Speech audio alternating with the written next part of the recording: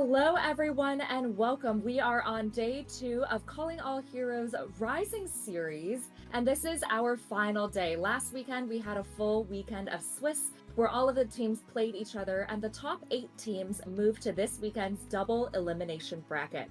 Now, today we are almost at the end, and we have an incredible match on our hands. It's going to be Fable Rising versus Lava Lilies Rising in a rematch of Major 2's Grand Finals.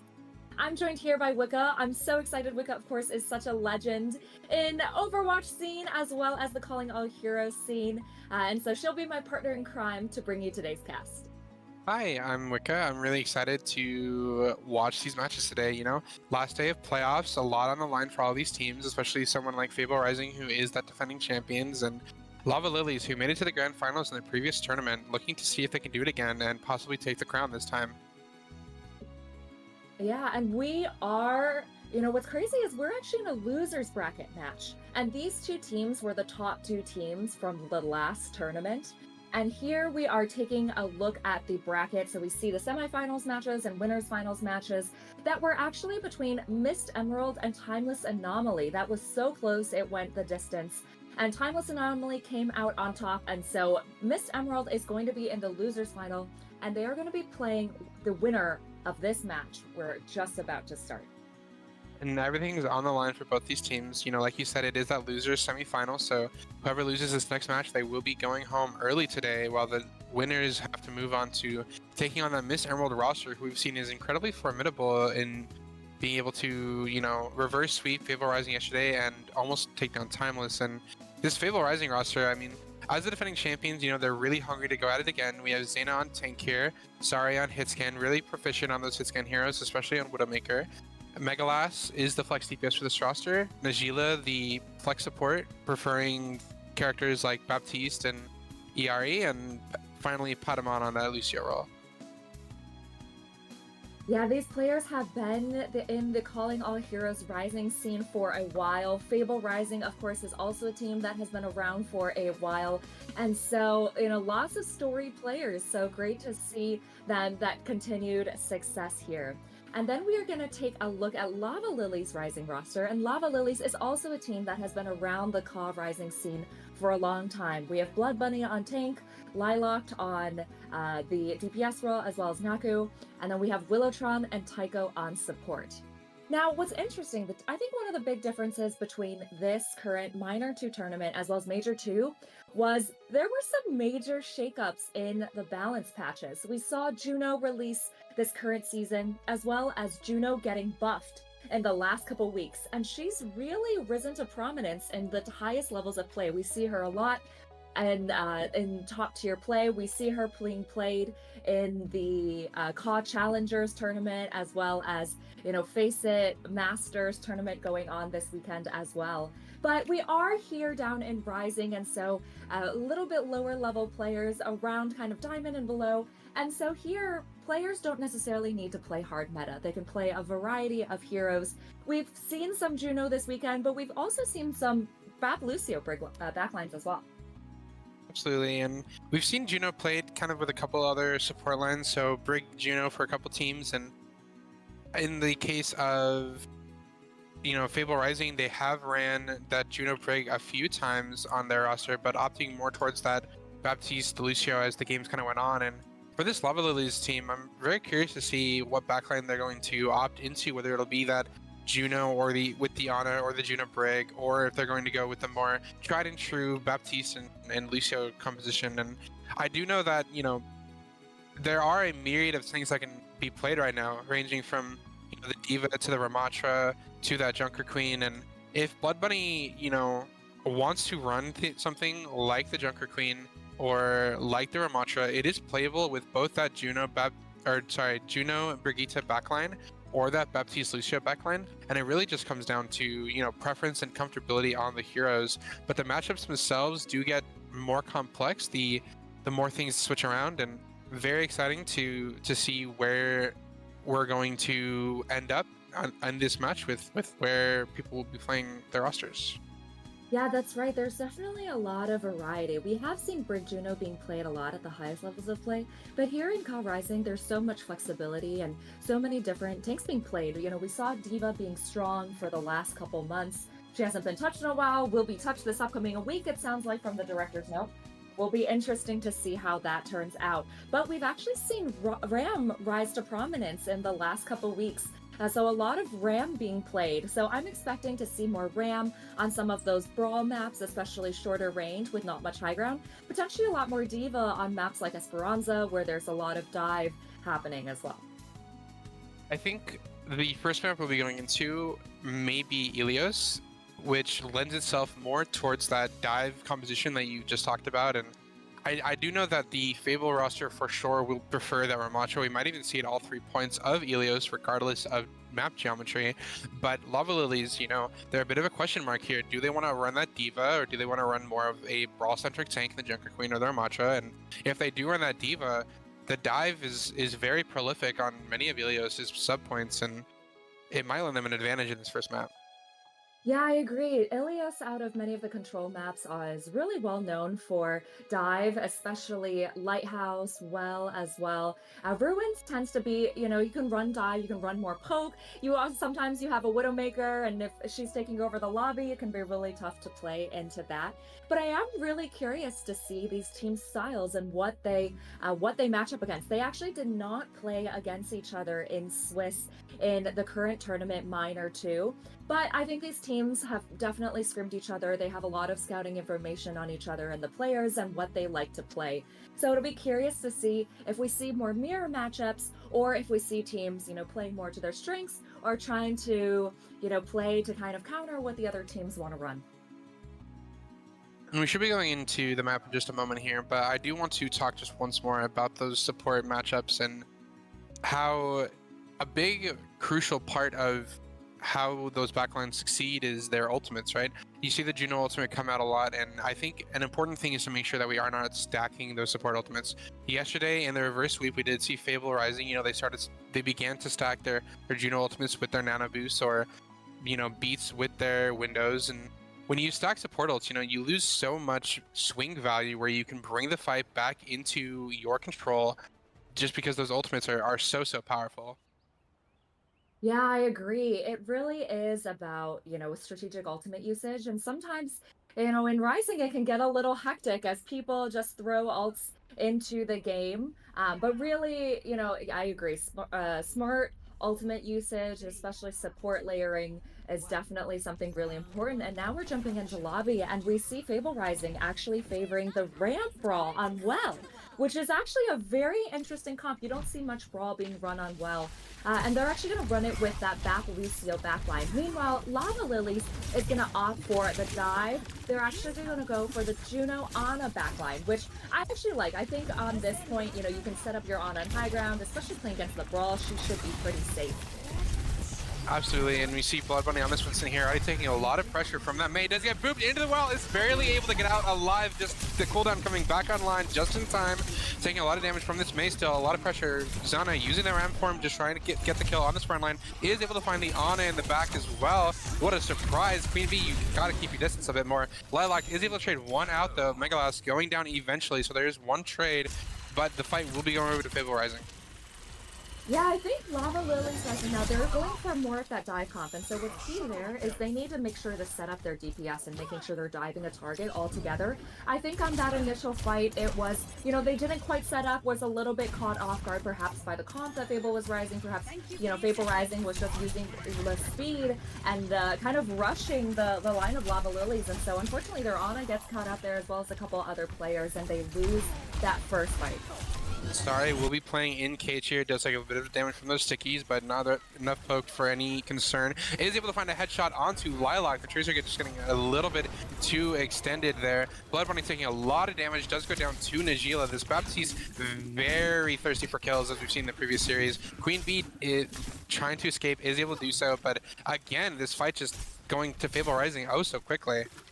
Yeah, Fable Rising looking really good. They're looking like they're feeling very comfortable on the Brawl comp, knowing how to play it into this, traditionally dive point on well. And so Lava Lily has having a little bit of a hard time breaking through. You just see Fable Rising camping in cages, avoiding a lot of the poke, especially from the Echo, which is very smart. Nade does go wide from Queen Bee, will not be able to find a target. Lilac, though, looking for a lot of pressure, trying to make sure that... Oh no, sorry, finds the Echo on the backside. Lilac just trying to keep this front line under wraps. Xana using that Annihilation just to continue to push forward. Lilac not able to keep them down. Sorry, finding the kill on the Tracer as well. This Cassidy is just on a rampage. Blood Bunny having to use that Primal to survive the window. Pummeling as Xana tries to find the kill onto the Winston and searches instead for the backline. Queen Bee gonna go down here in just a moment. Tycho not able to help their other support. Queen Bee somehow escaping the Ramacha as Rand finds Sorry. The Echo is returning from the respawn. Megalass having to use that Cryo just to survive Blood Bunny. Tycho with the Orbital Ray is able to support their team. A lot of HP per second. Megalass eventually going down as Rian here on this respawn able to find 3 in this fight, and the point will flip over to Lava Lilies Rising eventually. Yeah, a bit of a surprise here. Lava Lilies were able to manage to turn it around, and what was key was really investing that Juno ult, which just provides so much sustain as well as the damage boost. I think it was a little bit of a greed from Fable Rising. Sorry got the first pick there, and they thought that, they were fighting a 5v4. Najila throws down the window, but it's a little too close to Lava Lilies Rising. So Najila gets caught out there, and without the sustain, Fable Rising has a hard time winning out that fight. But they're walking up. Sorry here is going to open up with a high noon just to zone back the members of Queen Bee barely able to get away from it. Does have this nano boost, can use it onto Blood Bunny at a moment's notice. What will Blood Bunny be able to get done with this nano? Jumps into the backline, but Xana with the slow setting her into the well. An insane play from the Ramacha of Fable Rising. Echo dupe used on the Ramacha just trying to even things up, but is not going to be able to. Immediately removed from that copy by the likes of Sorry. Eventually goes down to the Cassidy as well as Sorry finds 2 more in this fight. And oh my god, what a slow from the tank of Fable Rising just to wrap this one up. Yeah, Xana has been getting so much work down. You see as Lava Lilies is rising up, Xana's using that slow, running it down on the back line, slowing the monkey into the well, which you don't see very often.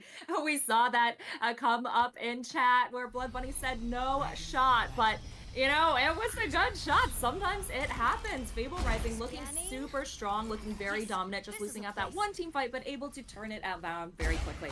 Now, they're actually going to offer the same comp. They're going to run the Brawl here on Lighthouse too, which you don't often see. I wonder if they're going to, perhaps the sim is just a TP out, or perhaps they actually stick with the sim and look to just bunker on point.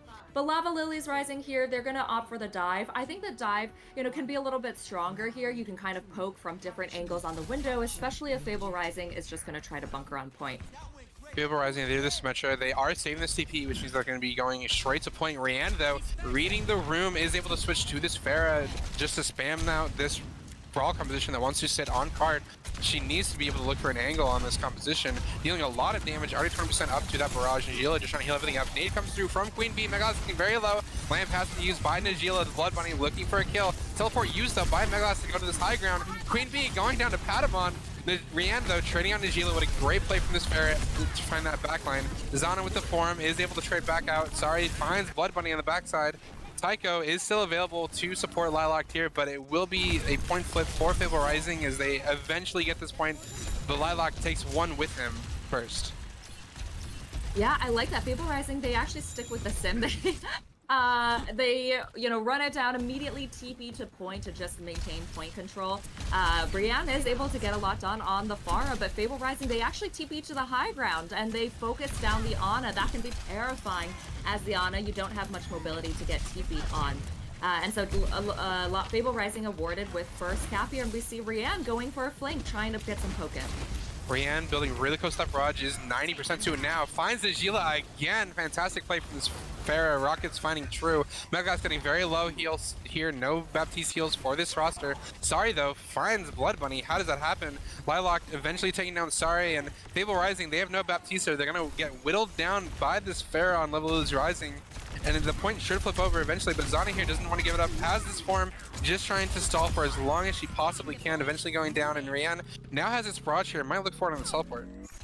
Yeah, that was tough. Najila probably caught off guard there by the Pharah goes down first, but Fable Rising honestly did an amazing job. We saw members of them hiding in the corner. Okay, this is probably a bit of a fat finger. It's okay. It happens to all of us. Little bit We of a see misclick. the question mark in chat, but you know what, Barrage, terrible ult anyway. You're gonna die in it. Doesn't get much value. But here, Lava Lilies, they already force out the lamp, and Fable Rising trying to minimize the poke as they make rotations to make it to point. Brienne still doing a lot of damage. Maybe doesn't even need the barrage in this fight. Just DPSing this rotation. And Fable Rising, they're struggling to find their way in. Blood Bunny doing a lot of damage just with the bubble down, but Fable Rising, they TP right past it. They use that window and the high noon in combination looking for the kill, but Rian somehow booping Patamon off the map as Lilac finds Sorry through the high noon damage reduction. Megalas eventually trades out that Tracer, but it's too little too late as the orbital ray comes down from Psycho. Blood Bunny just using that DPS to clean up the backline of Fable Rising, and this Annihilation used by Zana, you're going to want that one back. Yeah, that was a little ambitious. Xana had already lost a couple of the players on her team and then pops the ult. And they didn't have point control either, so not particularly great, but they do have 69%. And they have, you know, Simwall as well as a beat to work with. Those are really strong defensive ults that perhaps can, you know, kind of zone away members of Lava Lilies Rising. Will be hard for them to get value through those ults. And Rian here with this barrage did not fetching at this time, has it available for this rotation. As Fable Rising, they're looking to TP back onto point with this brawl composition. Blood Bunny also has that Primal Rage if she wants to look for a disruption, but they actually opt to go for that high ground. Patamon beating as they try to get the card, but Sorry did not get that beat. Blood Bunny doing a great job splitting that up with the bubble, is able to find that kill with the nano boosts additionally as well. Still has that Primal, opts to go use it. Looking for Baptiste as Najila falls down to Tycho. Najila does trade out the Pharah, but it is too little as Fable Rising are going to lose this fight, and the timer is ticking, 85% remaining. Can they even touch? The thing about this point, if you want to run the brawl comp, it's great if you have point control and you can bunker around on point, but once you lose point control, it's hard. You take so much poke. Lava Lilies Rising, they have members set up at different angles and just get such an easy dive off, especially from all that spam from the Pharah. Okay, we dodged the pulse. Oh, not quite. Lamp was used by Najila, but Tycho able to find Patamon on the additional damage. Rian eventually goes down to her own barrage, but takes down two before that happens. And I mean, Lava Lilies, they just had so many ults with Fable Rising scrambling to even touch that card there. It's incredibly difficult.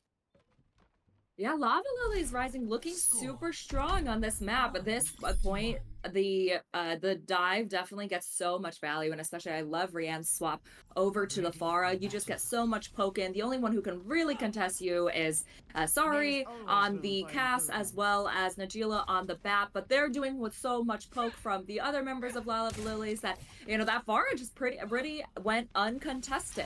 And especially with that barrage in that final fight, that's just so hard to live through. So really well done there. Now we are going to move over to Ruins. We see Sorry on the Widow. Sorry has really been popping off on the hit scan. I'm expecting big things on the Widow, and it will be harder. You can play from afar, and Lava Lilies will have a harder time getting on top of Sorry. But Fable Rising overall, they are going to stay on the brawl comp.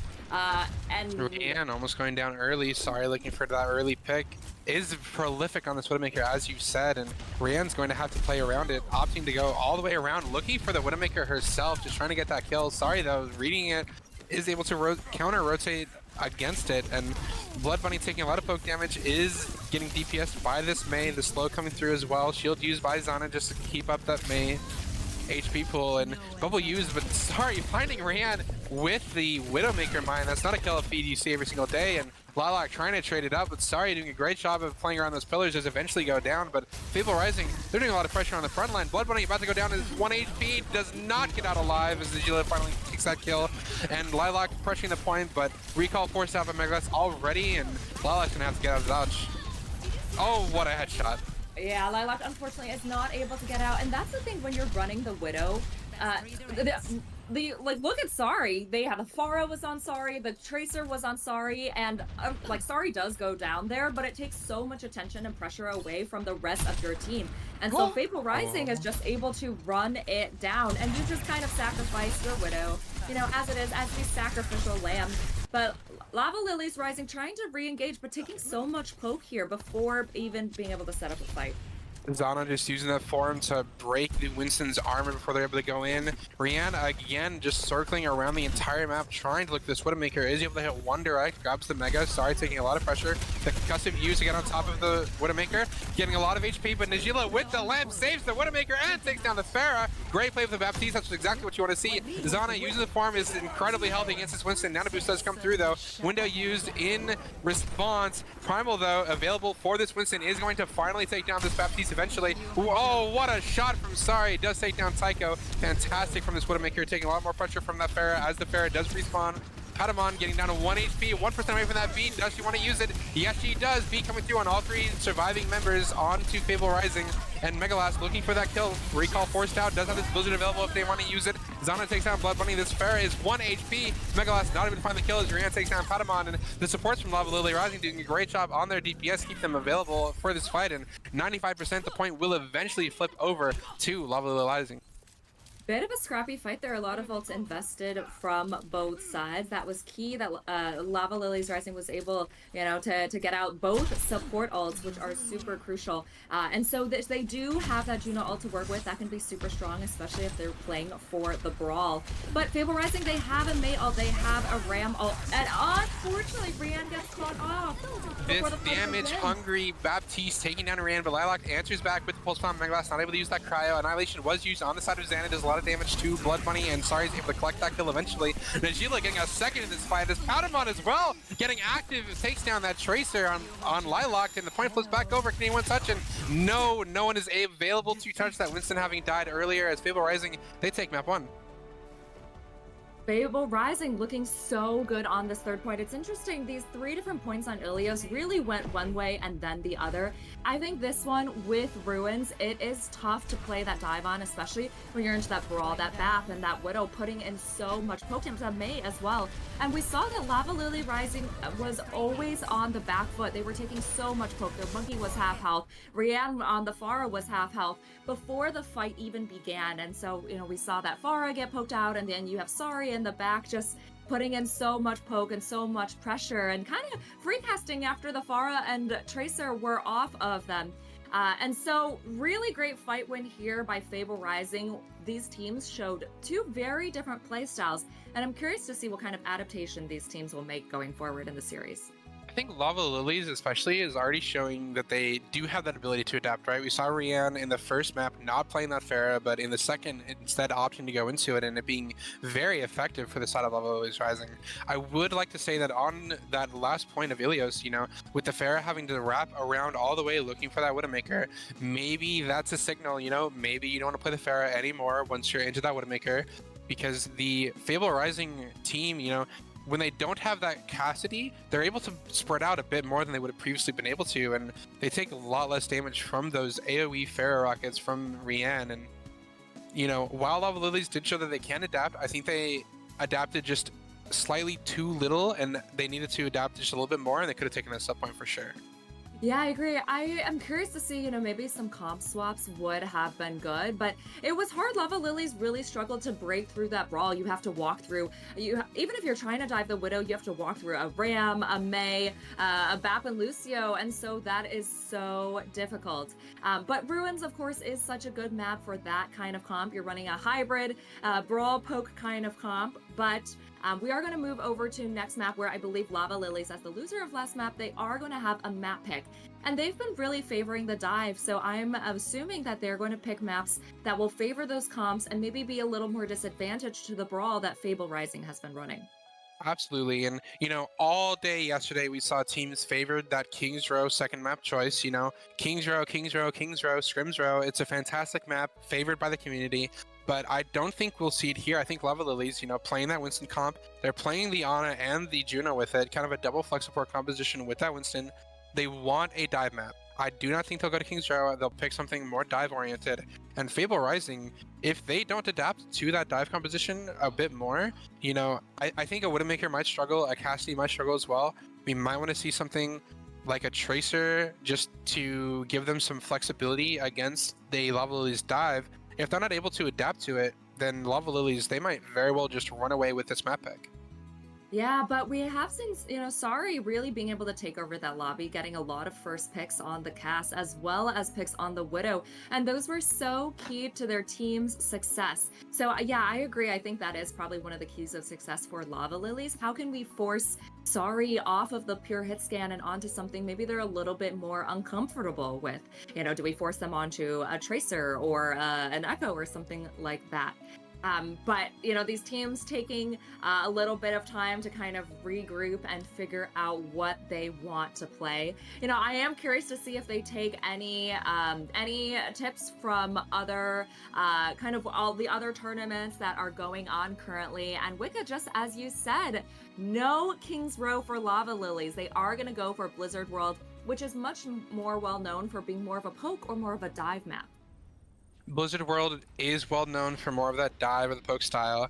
I will say that on first point here, it's a bit of a struggle to break through a brawl comp, and it is something of a concern, right? Once you get to that second point, oh, dive wins so easy. On this first point here, though, we've seen Zana with this Ramattra, with those slows, doing a great job of stopping Blood Bunny from reaching her backline, and it's something that Blood Bunny going to have to be able to work around here if she wants to cap first.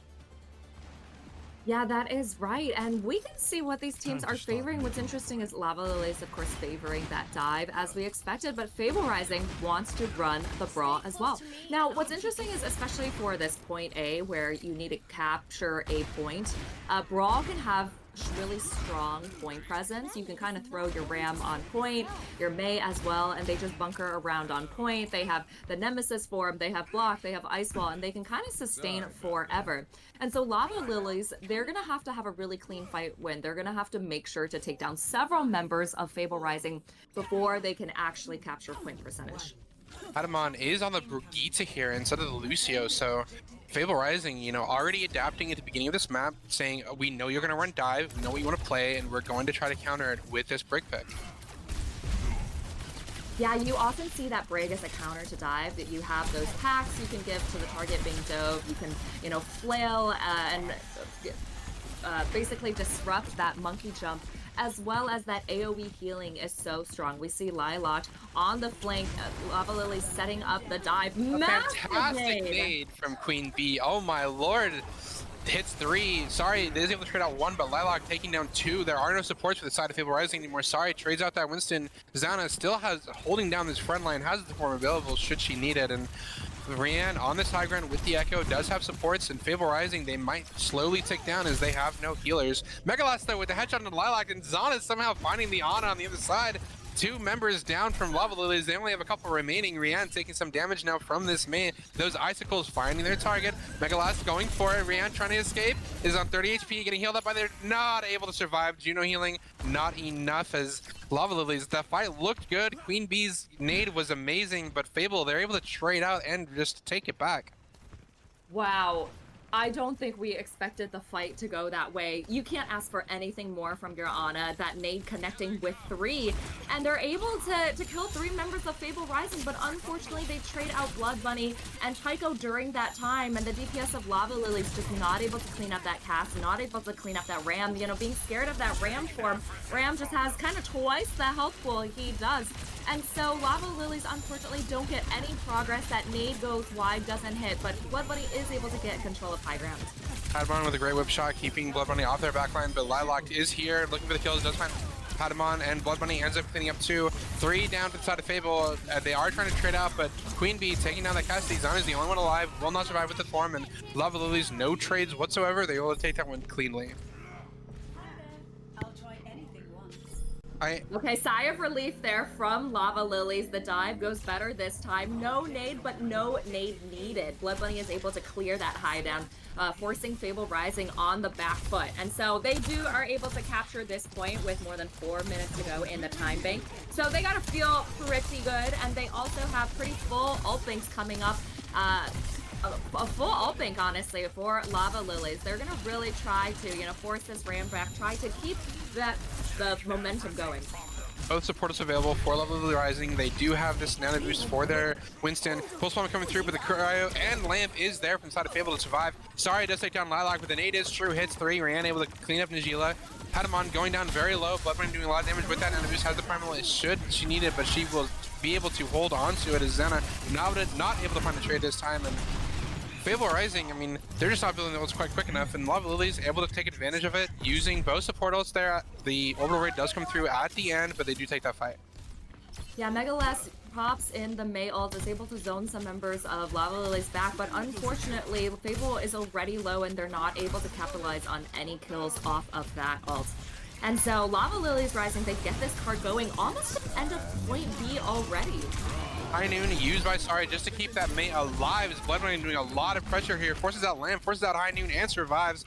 Great play from this Winston player. Takes a lot of damage in the process, but is able to jump back out. Has this primal if she gets low enough, but her healers are able to keep her topped up. As Fable Rising, they use a lot of resources there, but they are able to hold the card for a second. Copy though coming through from Rianne. Tycho somehow taking down the tank of Fable Rising. The copy is bursted. Patamon looking for the kill. A lot of stickies coming through as Rianne is able to find the brick first. Bloodbunny still having this primal available, opts to use it into the Cassidy. Sorry, going down to 1 HP. Tycho cleaning up that kill. Great damage from this Juno, and Lava Lily's Rising. I mean, dive on second. Oh, it's good for you. Yeah, dive works great, but honestly, Lava Lily's winning out this team fight. They could just dive from cart, barely even had to hold the high ground. So Fable Rising really struggling there, and Sari actually moves over to the Soldier, probably looking for a little bit of mobility to run away from those dives, looking for that consistent sustain. And Lava Lily's is actually going to make a swap. Bloodbunny recognizes that point C is more of a brawl point than a dive point, and so Bloodbunny is going to move over to the Ram as well. We do see Lava Lilies are looking for something. Bloodbunny already using that shield early. The Maywall does come up from Megaless, splitting up that roster. Patamon using their rally in return.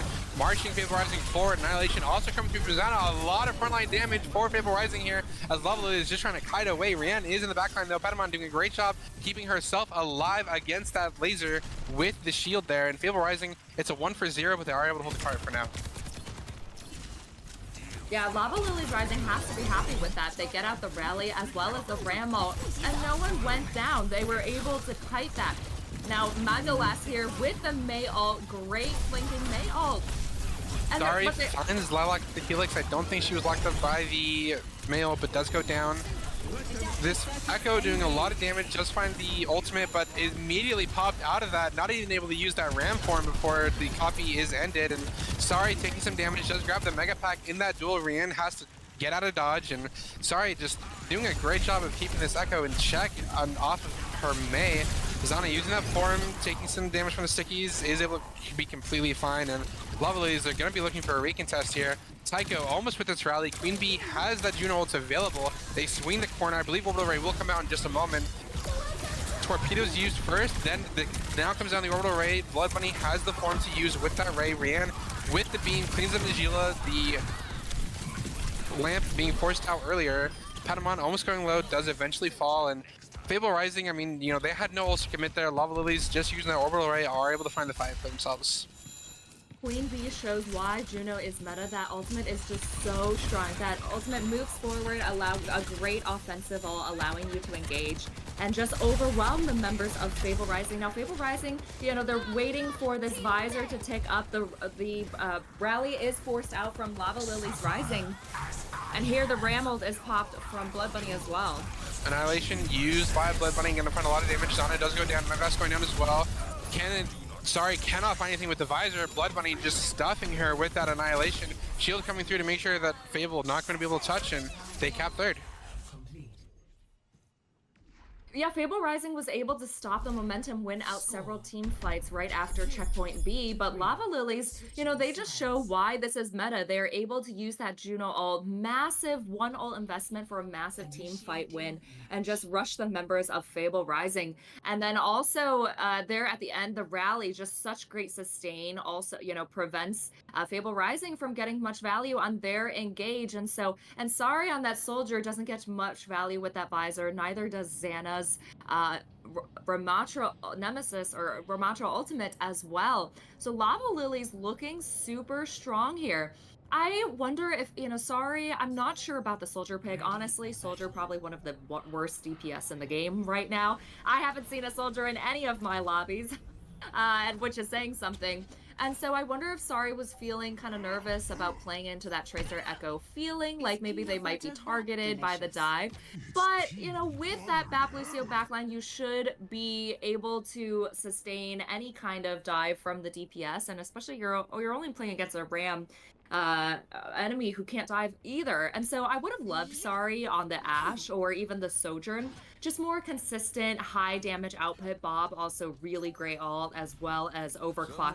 Now Sari's actually going to play the cast Fable Rising, go back to their tried and true Brawl comp, while Lava Lilies is going to start on their dive. Sorry, doing a little bit of trickery, does end up going to the Ashe instead of the Cassidy, and I think the Soldier was just to, you know, give them a little bit more survivability with the health pack, maybe a little bit more ability with those Exo boots, or not Exo boots, sorry, but the sprint. Lava Lilies, though, they are still playing this Winston comp. The slow coming through on Blood Bunny almost finds the kill early. Zana just doing a great job, keeps to the pressure with form, runs on this backline. Can Queen Bee get away? No, she cannot. Megalod's finding Lilac as well. Psycho, though, doing a great job on that. Juno finds the Gila somehow, some way, as Blood Bunny broke that lamp. And this Winston is full HP, still has full armor, shield coming up to try to lessen some of this damage for Zana's backline. Still has form available. Megalod's using that cryo. Rian getting a little close to this Ramatra is going to go low, but Tycho able to keep her up, and these torpedoes coming through, doing a great job of healing people and dealing a bit of damage. Lilac eventually finds Megalod's, no longer having that cryo. Finds Zana as well. This is 2 for the Tracer. What a great job from him, and Sorry just has to kite back. Cannot escape as Fable, they reset.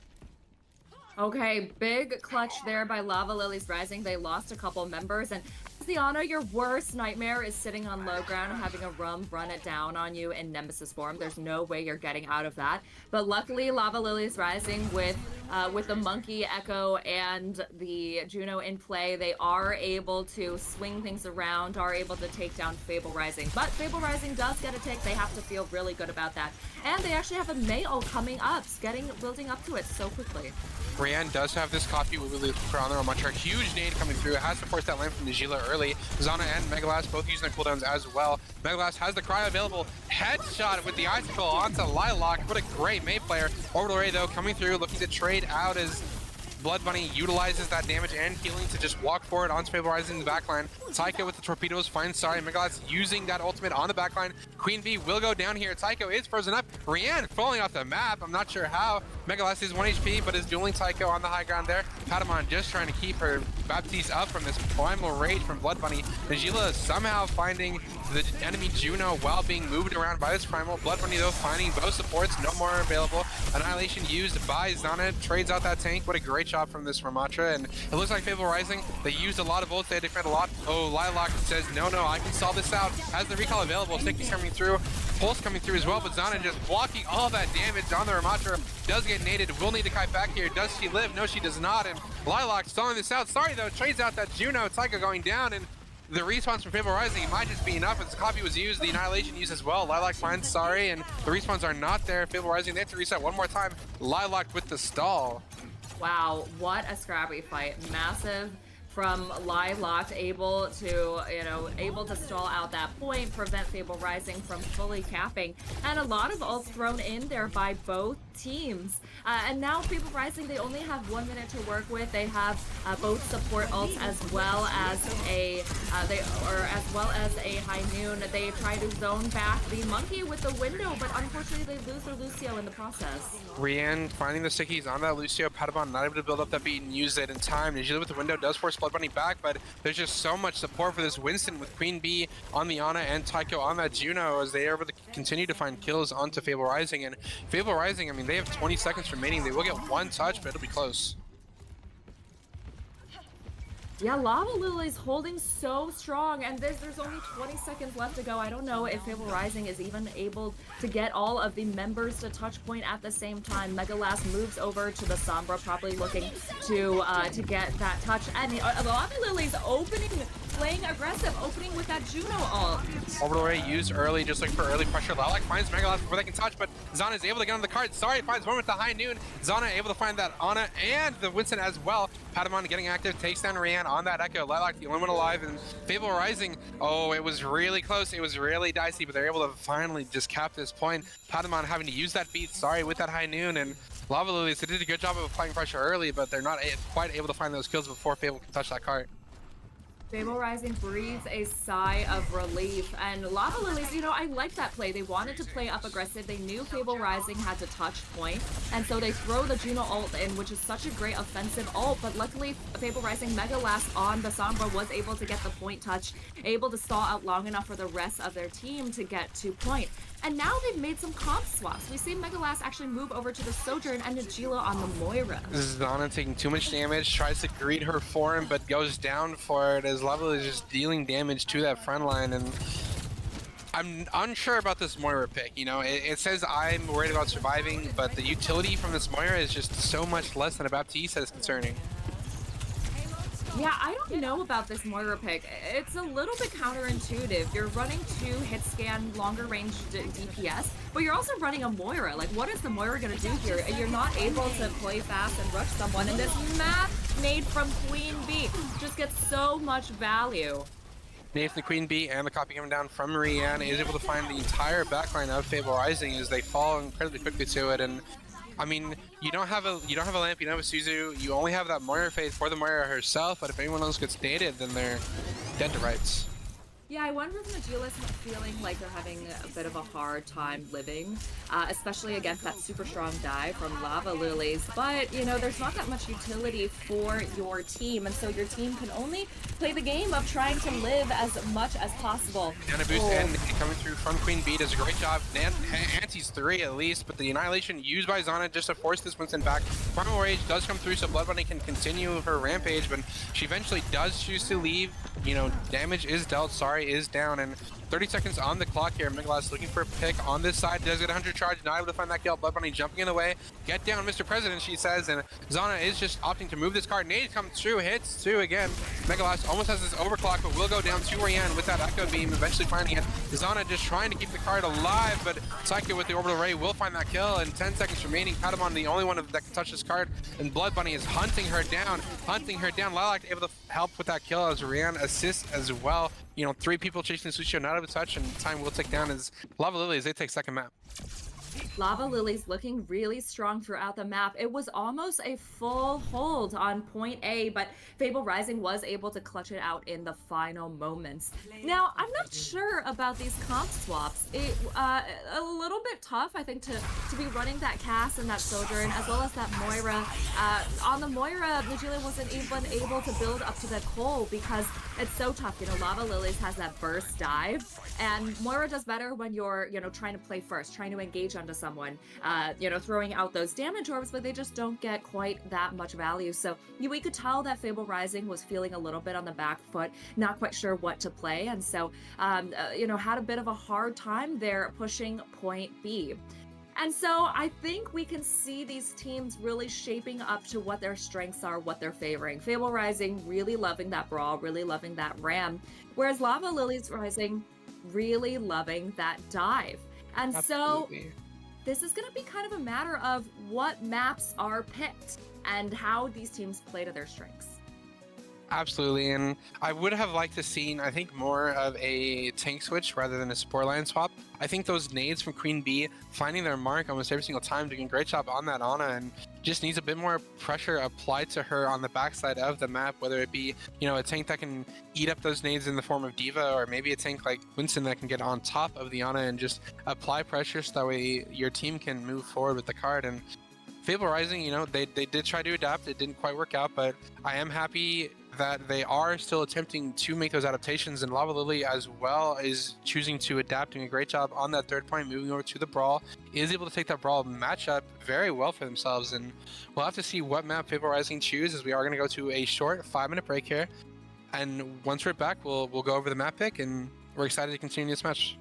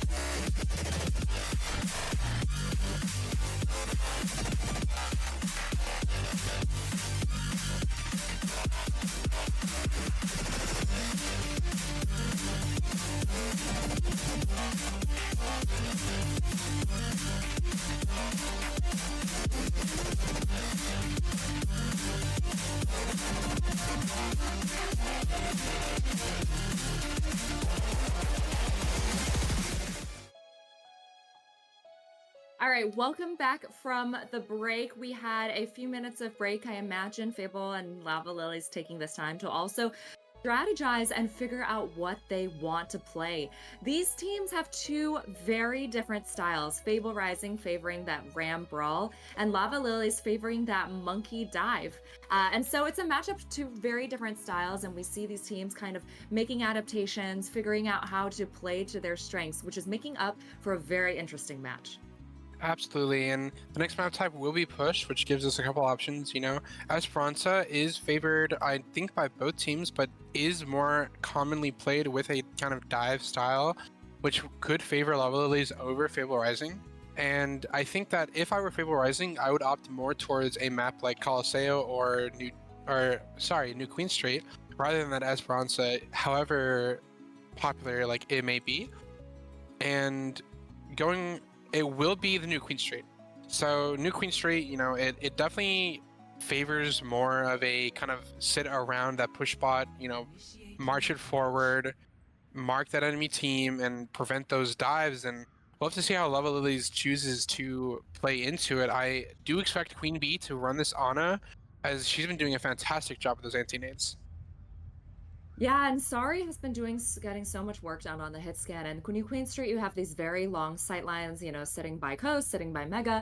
And so I'm expecting Sari to run potentially that Ashe and run that long hit scan. And then as that hit scan player, you can see the members of Lava Lilies, right? You can see that dive comp, that Monkey, that Tracer, that Echo setting up.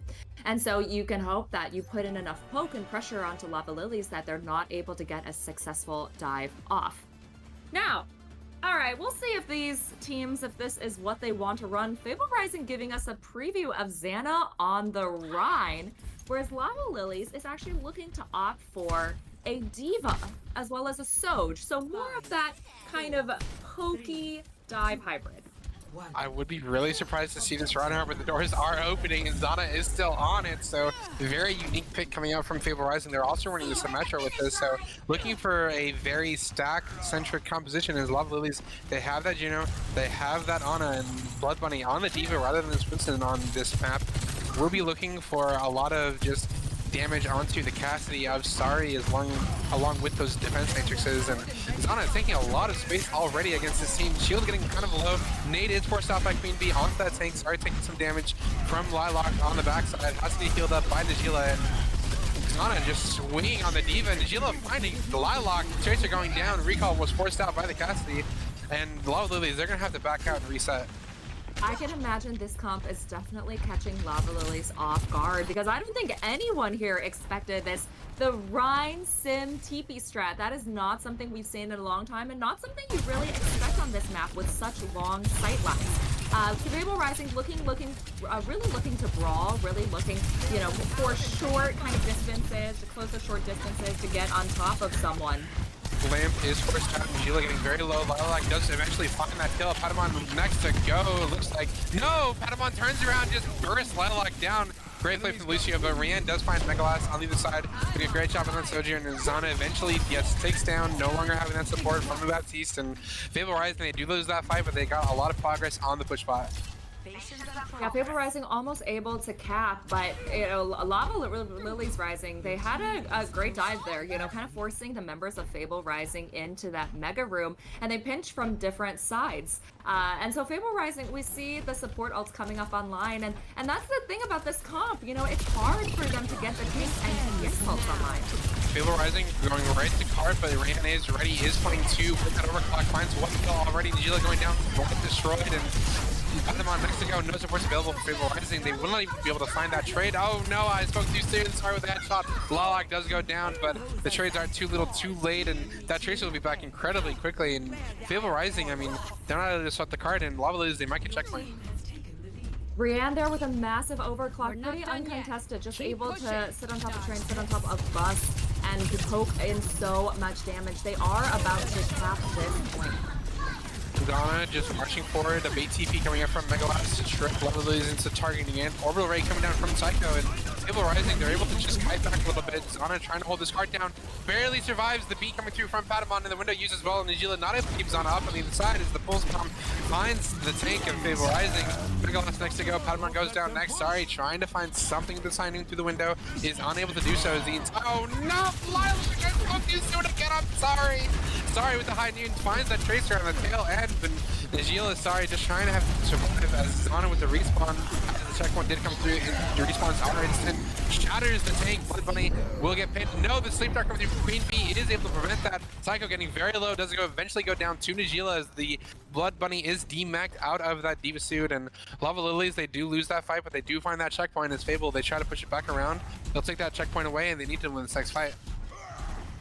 Yeah, important fight win there by Fable Rising, and that's what's kind of tough about playing this sort of comp on this map with such long sightlines. Lava Lily's able to put in so much poke, and you also have people, playing at different angles, and so it's hard for Fable Rising to get on top of someone. And now Lava Lily's Rising, they get Blood Bunny back on the Monkey. Actually, I do like that, able to get in, so much damage, shoot through the shield, and so forcing Fable Rising back. Simwall used by Megaliths, they're looking for an angle, but the card doesn't end up going to the other side. Tycho getting a little too close to the sky. Icarus's wings are burned. Sorry, finds that kill. Zana does have the shield here. Takes the card control back for Fable Rising, and Blood Bunny getting incredibly low. Rian decides to pop the overclock now. Forces out the land from Najila, but Najila is able to cut away and survive. It looks like Patamon trying to keep up that other support from the likes of Lilac and Rian.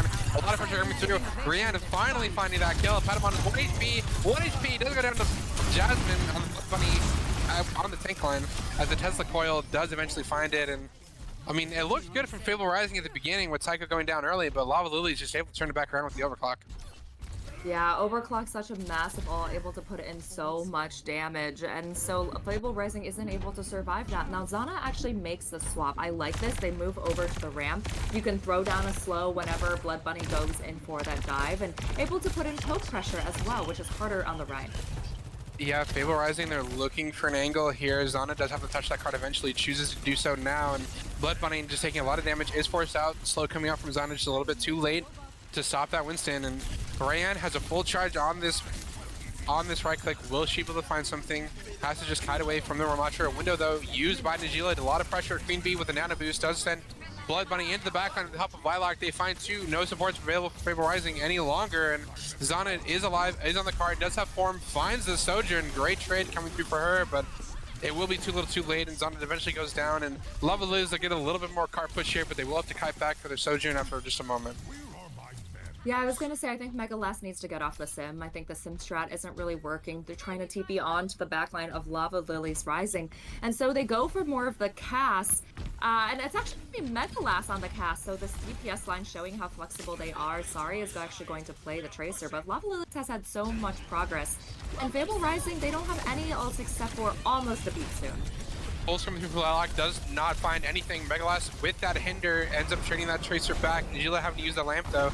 The orbital raid was used by Tycho onto that Sojourn, just trying to use the damage amp instead of the heal per second. B coming through from Patamon, forced out by Blood Bunny with that Primal Rage. Sleep coming through just to stop Zana's march forward, but it was instantly woken up by Lava Lily's DPS, and sorry, finding the kill on Juno. Zana finding the Rian, and finally a good fight for Fable Rising here as they're able to clean up it. Oh, Lilac though finds the Gila for the trade, and Baptiste going down is the one that you don't want to have happen. And Fable Rising, and it looked good at the beginning, but Lilac just able to find that kill. They'll have to back up and reset very soon here.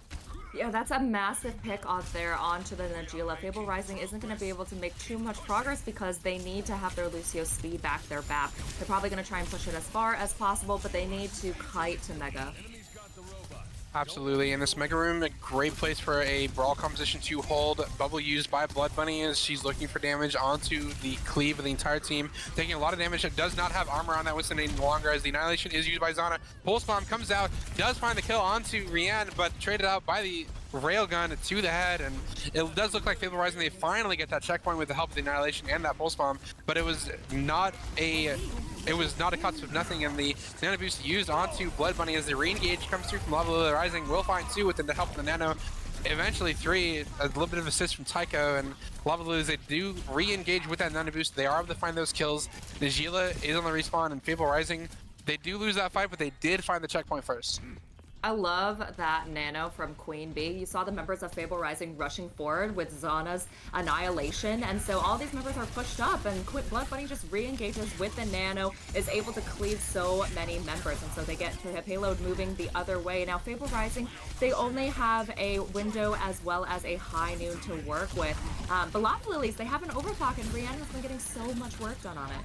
Lilac already forced to use that recall. Zana just trying to hold this card against Blood Bunny, but the orbital ray is used from Lava Lilies. Marching forward, Blood Bunny has a lot of damage onto the backline. Chooses to jump in now, has the Primal Rage to continue going. High Noon used in response, just trying to find something, but Blood Bunny just in your face, preventing it, and it's a lot of damage coming down to Lava Lilies, or from Lava Lilies rather, and Blood Bunny barely able to get out, lives on 1 HP. Fantastic health control from that tank player, and Lava Lilies, they're able to continue this forward, getting more and more meter. They now have a 50-meter lead.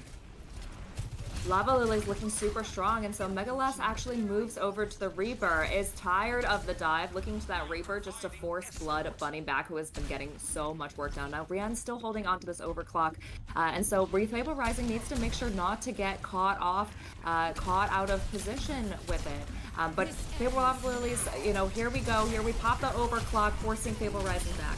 Admon going down to the overclock with help of Blood Bunny immediately, as recall having to be used by Sari, gets a hit by a railgun once more, as Rian doing a great job just creating space, finding those picks, and Fable Rising, they're in a 4v5, but they are opting to continue fighting. Najila with the window takes down Sojourn. Najila, just known to be a DPS hungry Baptiste player. Recall forced out by Lilac, but Queen Bee on the other side tops off Najila and says, no, I can do it too. Takes down Sari on the Tracer, and Lilac does get healed up to back to full, can go back into the backline. Megalast, though, looking for a bit of a flank on the backline, finds the Tracer, will find another support as well, TPE into to the Sojourn. Ryan just trying to back up from him. Megalast looking for the 1v1. Is she gonna find it? Sorry, finds Blood Bunny. Annihilation used on the side of Zana for just to secure this fight, and Rian gets away with 1 HP. Megalast, the technical victor of the duel. As Fable Rising, they're on 10 seconds, but they are pushing this card forward. Lava Lilies is really happy with that. They were able to force out the bead as well as the annihilation from Fable. Those are two critical ultimates, and Fable only is ticking up to that Reaper ult, whereas Lava Lilies, they have a pulse. They have a Juno ult, which can be super strong, especially if you're looking to brawl on point. Megalast, what are you going to do with this Blossom? Will be into the backline. Orbital Ray coming through from Tycho to start the fight. Great pulse bomb from Lilac. Instantly forces out that lamp from Najila. She eventually goes down to Blood Bunny on this. Winston diving to the backline as well. Megalast 3% away, 2% away. Vatamon goes down next. Sorry, eventually finding Tycho on the other side. Megalast, you need to use his ultimate. Finds Lilac, an impressive shot, to be honest. Queen Bee, though, takes down that Tracer, and no ultimate available to be used from Megalast before she goes down. And Fable Rising, they're going to lose this map. That is so tough. Megalast really needed to pop that Reaper ult a little bit earlier, but honestly, it would be hard to say which way the fight would go. Lava Lily's looking so dominant throughout this map. Fable Rising making some adaptations, swapping off that Rhine sim comp over to the Ram. That was looking really good. Sari getting so much work done on the Tracer. We often saw Sari in the kill feed getting a lot of picks, but unfortunately, members of their team were getting picked off at the same time. But they did almost bring it back. They have to feel pretty good that they were able to make adaptations and kind of figure out how to play into Lava Lily's comp. And it looks like Fable Rising is almost, I want to say, overthinking things a little bit. You know, they end up with Sari and the Tracer, they end up with Megalast on that Cassidy, and normally, you know, Megalast historically being the flex DPS player, while Sari being that hit scan, you want to see those roles swapped around a little bit, and it seems like, you know, they adapted themselves into a little bit of a corner there and just weren't quite able to get themselves out of it. And I almost want to see them just return to that original brawl. You know, they have the Mei, they have the Cassidy, they have the Ramattra. It succeeded for them on Ilios, as we could see, and I think they just need to go back to it.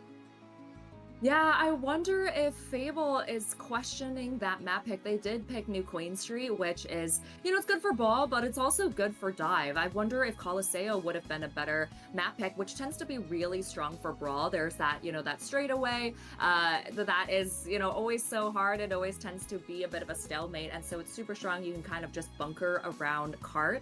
But Fable Rising, they are going to get one more map pick. They are down 1-2 in the series. And this might be series on the line. They have to win this next map in order to stay alive in the loser's bracket. Absolutely. And you know, you do not want to be the team to go home first on this day 2 playoffs. As Fable Rising, they're going to have their flashpoint pick available. It's going to be either New Junk City or it's going to be that Saravasa. Now, I do know that they do prefer that New Junk City, so I do expect it to come out. And we've seen them run some rather creative compositions on that map. I'm curious if we're going to see it again. They've ran that Juno Kiriko backline with the Junker Queen in the front line, which they've seen mixed success on, having succeeded on it previously. And I'm shocked here as we actually see that they will be picking Saravasa rather than New Junk City. And I don't know what we're going to see now. It's a bit of a mix-up from them. Okay, interesting. Yeah, I would say Saravasa tends, well, the thing about New Junk City is there's a couple points that are indoors really good for Brawl. And then you have a couple outdoor maps with long sight lines where your hit scan can get a lot of value. Now, Saravasa, doesn't have as many of those long hit scan sight lines. So it could be better for the Brawl that maybe Fable Rising wants to play. So that might potentially be the pick. But I'm expecting Fable Rising to roll out on that Brawl. I think they're going to stick with the tried and true. We've really seen that Xana doesn't really want to play any of the dive tanks, so feels much more comfortable on the Brawl tanks. Lava Lilies, I'm expecting them to keep going with what's working. They have to feel super confident running that dive, able to run it into a Brawl comp, which traditionally you think of Brawl being a little bit harder to dive into because they have so much sustain. They kind of win out if it ends up being a longer fight. But Lava Lilies, they are getting work done, and I feel like we're talking about Blood Bunny on the Monkey all the time, and also Queen Bee getting so much value out of those nades, getting so much value out of the nanos, and really being uncontested. But, of course, teams love to make me eat my words, and we actually see Fable Rising giving us a preview of more of a diva dive, whereas Lava Lilies is looking at the ramp comp. I mean, these teams just switching up their narrative roles as Blood Bunny ends up going to the Ramattra. Lava Lilies seems like they're going to be running out on this Brig Juno Brawl comp, and Fable Rising, they're going to be playing the Diva this time. And Najila on this Juno, this is the first time we're going to see from her this series. Patamon on that Kiriko as well, not playing that Lucio, not playing that Brig that we've seen her play before. And Megalas on the Pharah, we'll see what she can get done. She's very proficient on this character, as Xana already kind of stepping forward, looking for some of that damage, looking to see where this backline is. Blood Bunny shielding forward, trying to protect her backline so they can walk up themselves, and Blood Bunny taking a lot of poke, it's very low. Is forced to use that form instantly as Xana just on this angle, dealing infinite damage. The Sojourn does take an angle on the other side as Rianne looking for something, but Xana says, no, I can chase you down. Dives after that Sojourn, Taiko getting very low, goes down to Megalas. Najila taking some poke from this Lilac. Can Lilac find a trade? Blood Bunny is able to find Megalas on the other side. Rianne eventually goes down to the Diva of Xana. Blood Bunny finding two with the form, gets Patamon as well. Najila running away from this Tracer. Lilac catches her as she eventually goes down, and Xana is still full HP on this point. Does have tank advantage for Fable Rising as they cap first. Okay, I'm liking this look for Fable Rising, making it hard for Lava Lilies originally on the Ram to run them down, able to attack from different angles. Megalas getting so much value on the Pharah poke, as well as Sari flanking around. Now Lava Lilies make some swaps. Rianne moves over to the cast, and we have Blood Bunny move over to the Diva mirror. We will see Blood Bunny just take up that Diva mirror. Rianne, though, taking a lot of damage early from this Pharah. Megalas doing a great job. Blood Bunny diving in, forces out the TP from Patamon. Xana, though, there is no TP on the side of Juno. Finds the kill on Queen Bee. Lilac eventually takes down Patamon, having no cooldowns available for that Kiriko. But it's too little too late.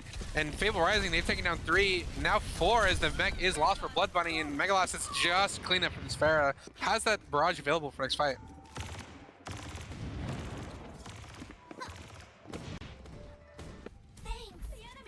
Xana does have this Diva Bomb as well available for this fight. Sari has the pulse. A lot of ultimates coming up online for Fable Rising. As Lava Lilies, they only have this pulse on. Lilac's going to have to find something with it. Might want to go for the Juno on the other side as triple blinks in, looking for it. Almost one clips her. Najila getting very low, is able to survive the recall forced out. Fable Rising, though, they're doing a great job contesting this cart. Megalas is getting kind of low. Blood Bunny doing a lot of pressure onto the Pharah, does use the micro missiles. Sorry with the pulse bomb, finds Rianne. Cassie not having the roll available to survive as Queen Bee had moved over to the Ana. I didn't see. Lilac, though, does take down Megalas. Orbital Ray used by Najila. A lot of healing per second, a lot of damage per second. Xana does find Taiko on the other side. Blood Bunny finds one. Lilac finds the other. No supports available for Fable Rising, but none for Lava Lilies either. As Fable Rising, they're going to be like this first point, but it's not for nothing. Wow, I have to say Fable Rising is looking really good on this Diva comp. We see Sari getting so much work done on the Tracer, and Xana really understanding how to play Diva, looking for those, that orbital ring, that for those fast engages onto the backline of Lava Lilies. I wonder, Fable, like, where was this? This must be, in some earlier maps, this must be some kind of trump card that they said, okay, this is the loser's bracket run on the line. We need to pull out all the stops, and they are looking good getting first cap. And Queen Bee on this Ana is a bit more optimal to go for rather than this Kiriko. Lilac looking for something, looking for the backline, can't really find anything. Patamon has to Suzy herself, but is going to be completely healthy. Rand taking a lot of damage, Shaka getting very low. Megalast and Xana find 2 on the front line. Fable Rising just doing a great job of diving this Ana. Just a greedy choice of support, and when you're in this kind of Diva matchup, and it's very difficult to live as a backline, and Lava Lilies, they just have to cut away.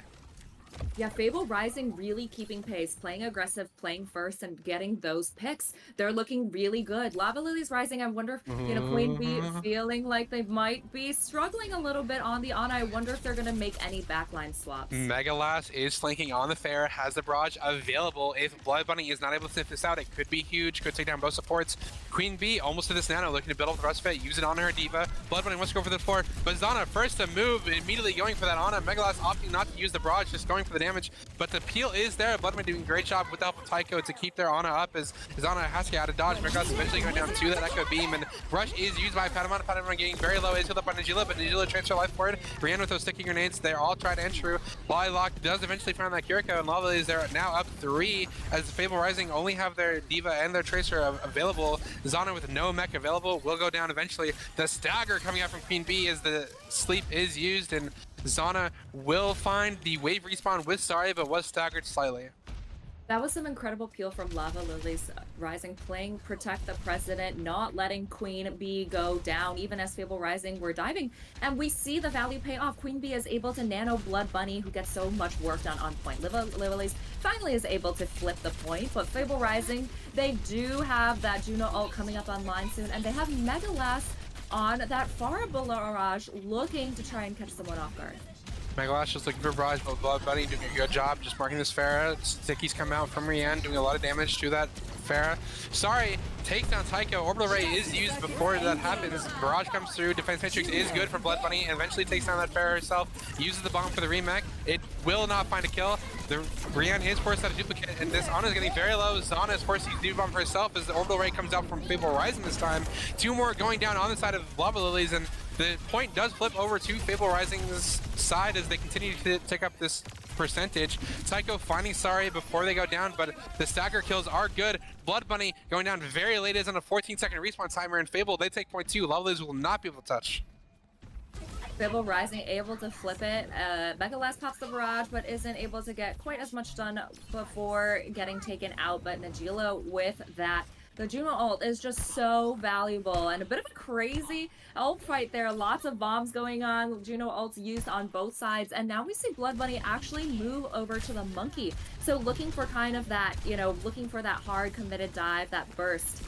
But they're not going to be able to matrix a lot of the damage coming out from Megalast on the far end.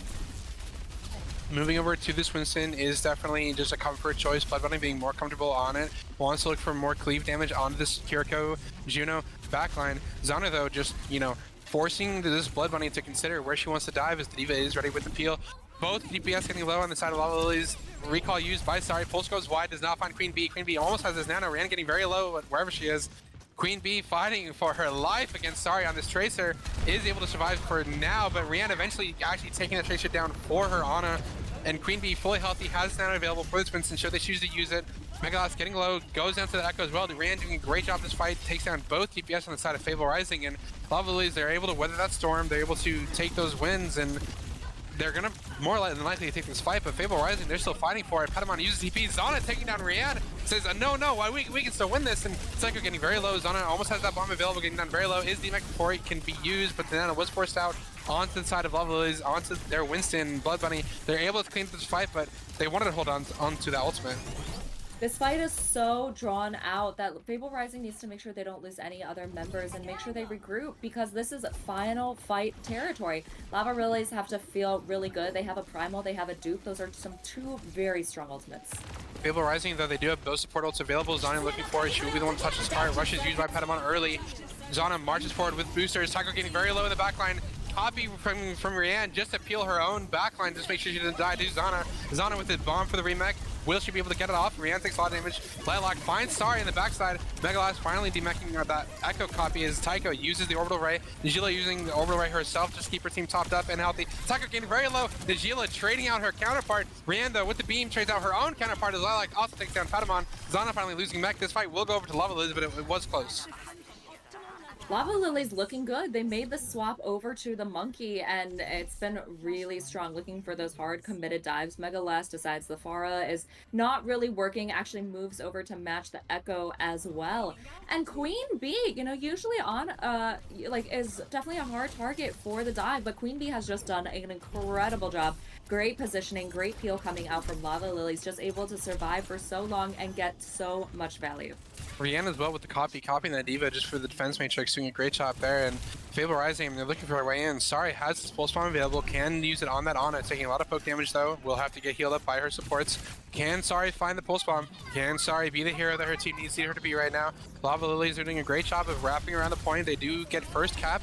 They're taking a lot of great angles. Fable Rising, they're surviving. Pulse Bomb coming out from Lilac and Sari. Neither Pulse finding anything at all. Both Chasers missing. Torpedoes coming out from Najila. Finds her counterpart again. Najila just going after her copy duplicate every time. As Fable Rising, they're doing a fantastic job of surviving after the stabilization. They're now in a 5v4. They're going to win more than likely. Blood Bunny, though, using the Primal, trying to trade it out. Does find Megalast, but it's not for naught as Sari is able to find Rianne first. Queen Bee with the nade, though, taking down Zana's baby Diva. Fable Rising, they might have to go for a reset here, but Najila finding another one. Patamon finding Lilac in the duel, hits the headshot with the kunai. Is in 1v2, getting very low. TP's eventually goes down to Taiko, and it's going to be a reset from Fable Rising, but they did end up flipping the card to themselves. It's not for naught, and oh, a little bit more stall coming through. Zana's back. The copy is here from Megalast. Megalast using the copy to the Winston. Brienne, though, on the Diva copy as well, just trying to make sure that they can secure this fight as the stall comes out with Fable Rising. This is ticking up. Zana using the bomb as well. The Kiriko's back on the side of Patamon, able to make sure the remake comes through. Zana with a full defense matrix, runs out of it, taking a lot of damage, armor ticking down.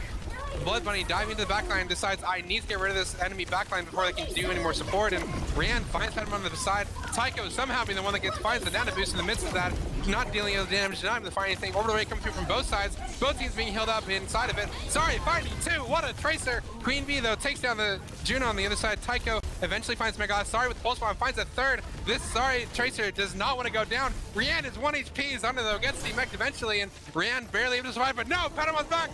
Hits the Suzu again, the baby Diva, full stack is coming out from Rianne, finally finds that kill. Patamon going very low, stalls the card just a little more, and oh my god, that was a long fight. Wow, what an incredible fight. It felt like Lava Lily should have won that a long time ago, and what was key was that Fable Rising flipped the point halfway through the fight, and they did an incredible job of staggering themselves on that fight. Najila had a massive Juno ult there, Sari able to pick two with that ultimate, and so allowing them to get up to 99%. And they also forced both support ults out from Lava Lily's Rising during that time. Patamon does have Rush here, used it on the card. Pulse Bomb coming through, Suzu not there! Lilac finds two! What a Pulse Bomb! Blood Bunny takes down Megalast as well, and 4 wrapped up immediately with the Pulse Bomb. What a great play from Lilac. And Patamon, you got it, Suzu, though. As Fable Rising, it seems like they're going to get swept off this point, and we're going to 2-2, final point. Oh, that is so unlucky and such a feels bad. I knew Patamon was looking for the engage, looking to throw down the Kyrie ult, probably still in the animation, just isn't able to get the Suzu off quite fast enough. And so we are tied 2-2. This is everything on the line. And now Megalast has actually moved over to the Sombra, probably really trying to put a lot of pressure on this monkey. Blood Bunny taking a lot of damage, does have the full armor getting healed up by her supports, of course. Has the Primal available, should it need. They have copy available as well. Fable Rising, they have no ult to work with except for that Diva Bomb. Zana finding a kill as Megalast hacks up this Echo, not able to find that kill for herself, though. Taking a lot of damage, it will get traded out by Blood Bunny, but 2 down for the side of Lava Liz. There is no support. Diva Bomb used for the remake. Blood Bunny gets out, uses the Primal, comes back onto the point. Sorry, though, finds Tracer in the Tracer duel as Lilac goes down. Najila ends up demaking that duplicate, which was used in the midst of the fight. Rianne has the Diva Bomb, though, will find the remake. Is a healthy Echo, comes back out of it. Full stickies on Najila, she'll go down. What a great Echo, and a lot of people very low on Fable Rising's side, and they do not have their Diva in their mech, and Blood Bunny might have been able to solve this long enough as the supports came back from respawn. Lilac finding Sari in the second duel of that one fight as he comes back from respawn, and That was close. That was close, and Blood Bunny's Primal was so critical to be able to sustain on point, keep it contested before any team caps the point. And that was absolutely massive. Lava Lilies is able to win out that team fight, and what was key was de-meching Xana. And when you're in Baby Diva form, you're just not able to mitigate the damage that's coming out from Lava Lilies. Fable Rising, they're going to look for the way in. Megalod's looking for a hack on this backline, sees where the Ana is, scouting out. You can see the ping is coming down. They want this Ana. Queen Bee has the nano coming up, almost there. Orbital Ray coming through just to try to keep this Ana alive. Pulse comes through. It's good. Sorry finds one. Sorry finds two. Great Tracer. Rian takes that Patamon on the other side, though. Nijila, the only support alive, is under a lot of duress from the side of Lava Lilies as Rian finding Patamon, finding Nijila. There are no supports for Fable any longer. Rian eventually taking down Zana as she lost her mech, and we're down to 20%. That's 10 seconds. Megalod's eventually takes down Blood Bunny. Will be able to maybe survive. Needs to live. It needs to be the one to touch later. Tries to translocate a wave. Will not be able to. Lilac finding that kill, and it's up to Nijila now to touch this card. Will have to use that Orbital Wave just to survive herself. Orbital Ray coming out. Will she get the touch? No, the slave dart from Queen Bee. Oh, but someone else touches. Queen Bee, though, finding the nade. Ran. Patamon goes out next. The duplicate Sombra does find that EMP, taking down Zana out of that mech. Orbital Ray, not good. EMP come down from Megalod's. Not able to find a kill. Sorry, though, finds one. Megalod's finds two. They are able to find something with it. This Queen Bee has the nano available for their Winston. Blood Bunny doing a lot of damage on the cleave, and Lava Lilies, they take the third map, and they will take the series. Wow, the reverse sweep on Flashpoint. Fable Rising was able to win out those 2 points, but they make the cap. Blood Bunny goes over to the Tumblr pick, goes over to the Winston, and does such a good job. You know, she says, what do you mean Diva counters Winston? But Zava was just such a good job playing that comp. And these last 2 points especially, it was really looking like fights were going were going the way of Fable Rising. But the fights were so scrappy. Trades were going both ways. You know, at some point, one of those second to last fights, both teams lose their supports. But as soon as your Diva's demeched, that's just so tough. You're just dealing with 3 squishies, and Lava Lilies is just able to win that out. Those fights were incredibly close on both sides. A lot of ults being used, you know. Both teams deciding almost every single fight was clutchable, putting in the roll, having their respawns come back up, and Lava Lilies are just able to clutch it out just in time each time as they do reverse sweep on that flashpoint. And wow, what a series.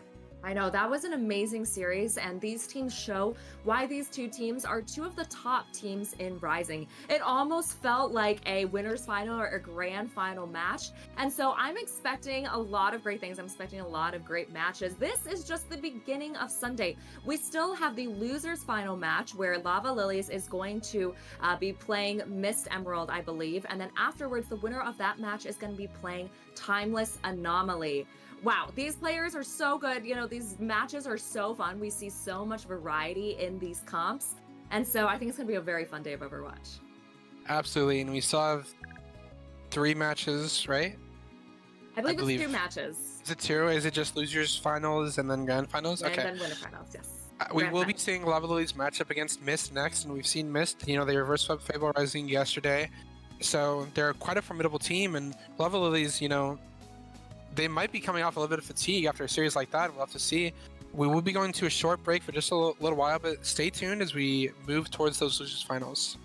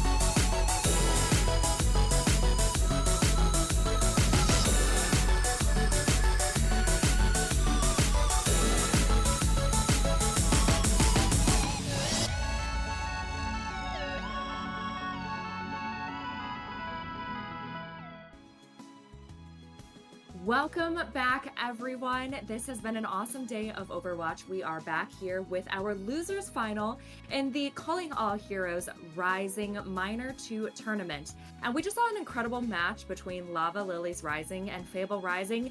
And Lava Lilies won the match with a 3-1 record, and they will now be playing Mist Emerald. Absolutely, and Miss Emerald, they're no slouch themselves. They did go on to the winners finals, which they ended up losing to Timeless, but it was a very close series then, going all 5 maps, and they actually reverse swept Fable Rising just the series before that one. So they're here, they're hungry, they want to go to grand finals just like Lava Lilies, and I expect to see a full 5 maps out of these teams. Yeah, I think CAR Rising, this is probably some of the highest level of competition we've ever seen, just in terms of how competitive all of these teams are. All of these matches, they could go either way, they could go the distance. And, we talked about that reverse sweep yesterday. And so, yeah, these matches, it is going to be close. I'm expecting at least a 4-5 map series. And we did see a preview. I imagine if I were on Miss Emerald, I probably would be scouting out Lava Lilies, probably familiar with what they play. We saw Lava Lilies running a lot of that dive, really favoring that monkey comp, and Blood Bunny just so dominant on the Winston. So I'm excited to see what Miss Emerald is going to bring out.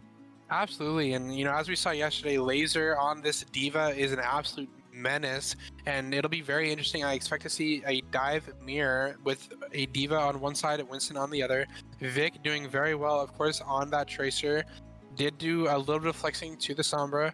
Rode on the Juno, and Cat playing that Lucio Brigitte primarily, and Bun here also available for this roster. And this team is very effective at running those dive compositions, as is Lava Lilies, which is our next team in this matchup, and we'll have to see how this goes.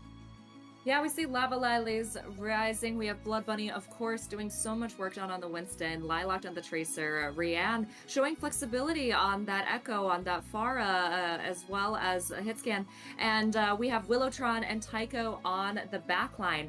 And this will be an interesting matchup because, Wicca, as you were talking about, both these teams like to favor dive. And so it'll be a matter of, do we see Winston dive? Do we see Diva dive? We'll see which team is able to run that, run the team play, the team coordination a little bit better. Absolutely, and Blood Bunny on that Winston doing a great job in the previous series, just trading out those backlines, and we've seen Laser on that Diva doing the same for her roster, so it's really going to be a story of these tanks, which one is going to be able to trade out more effectively or peel their team against the other. And the first map will be Ilios that we'll be going to, so we're expecting to see dive on all 3 points for these rosters. Yeah, I think we will see the dive. I don't think we're gonna see what Fable was running last map, where they ran more of that Ram brawl.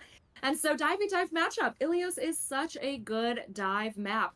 And so it's going to be a matter of, setting your DPS on the off ankle, making sure you guys really nice, close engages, engaging at the same time, right? Landing those sticky, landing all of that cleave damage from your monkey. Now, Lava Lilies, we talked about Queen Bee last series, getting so much work done on the Ana, so much value out of their nades and nanos. And Mist Emerald actually not opting for the dive. They're actually going to go for the Ram Brawl as well. Probably that TP strat, looking to TP and bunker onto Lighthouse. Vic on this main, Gungnir on the Symmetra, Laser on the Ramatra is something that we saw from them a couple times, but would have expected her to play that Diva, and it seems like they will be going straight to that cart, going to bunker down with the Symmetra with those turrets. And Lava Lilies, they're opening up on this Echo rather than the Pharah, kind of expecting maybe this kind of thing. Oh, a huge nade, hits Cat, hits Laser, hits Gungnir, and Lilac able to find an instant pick off of that Road, with the lamp being a bit late on that. Road going low herself. Rianne able to find 2 on the back angle through this window, and I mean, Miss Emerald, they just got dissected by Lava Lilies there. Yeah, that massive nade from Queen Bee. The lamp is out a little bit late, and so Miss Emerald just kind of falls over, unfortunately, to all of that damage coming from Lava Lily. So Lava Lily's awarded with that first point gap. And Miss Emerald does the smart thing, immediately makes comp swaps, knows how hard it is to try and retake point with that sim strat. And so Laser moves over to the Diva. They go for the Ashe. They go for the Brig Juno backline as well. Nade does come out from Queen Bee, not going to find anything, but Rian with those stickies is able to find Road on that Juno. Cat is low herself, is able to survive for now. It's a 4v5 for Miss Emerald. Lilac just searching around on the prowl, in front of the kill. Stickies coming through from Rian, almost has that echo dupe as Blood Bunny just applying so much pressure. Cat has to back on the brig as Miss Emerald they reset for this next fight. Brienne has been getting so much work done on those flying heroes, on the Pharah, on the Echo, just full of stickies, is able to get a quick pick immediately, has the copy, looks for the copy on the Juno. Duplicating this Juno will be able to find a lot of healing, building up that ultimate very quickly, already 50% to it, keeping up her own team. Blood Bunny finding Laser's mech here. Laser going a bit too deep. Gungnir going down next. Blood Bunny just on a tear right now on this Winston.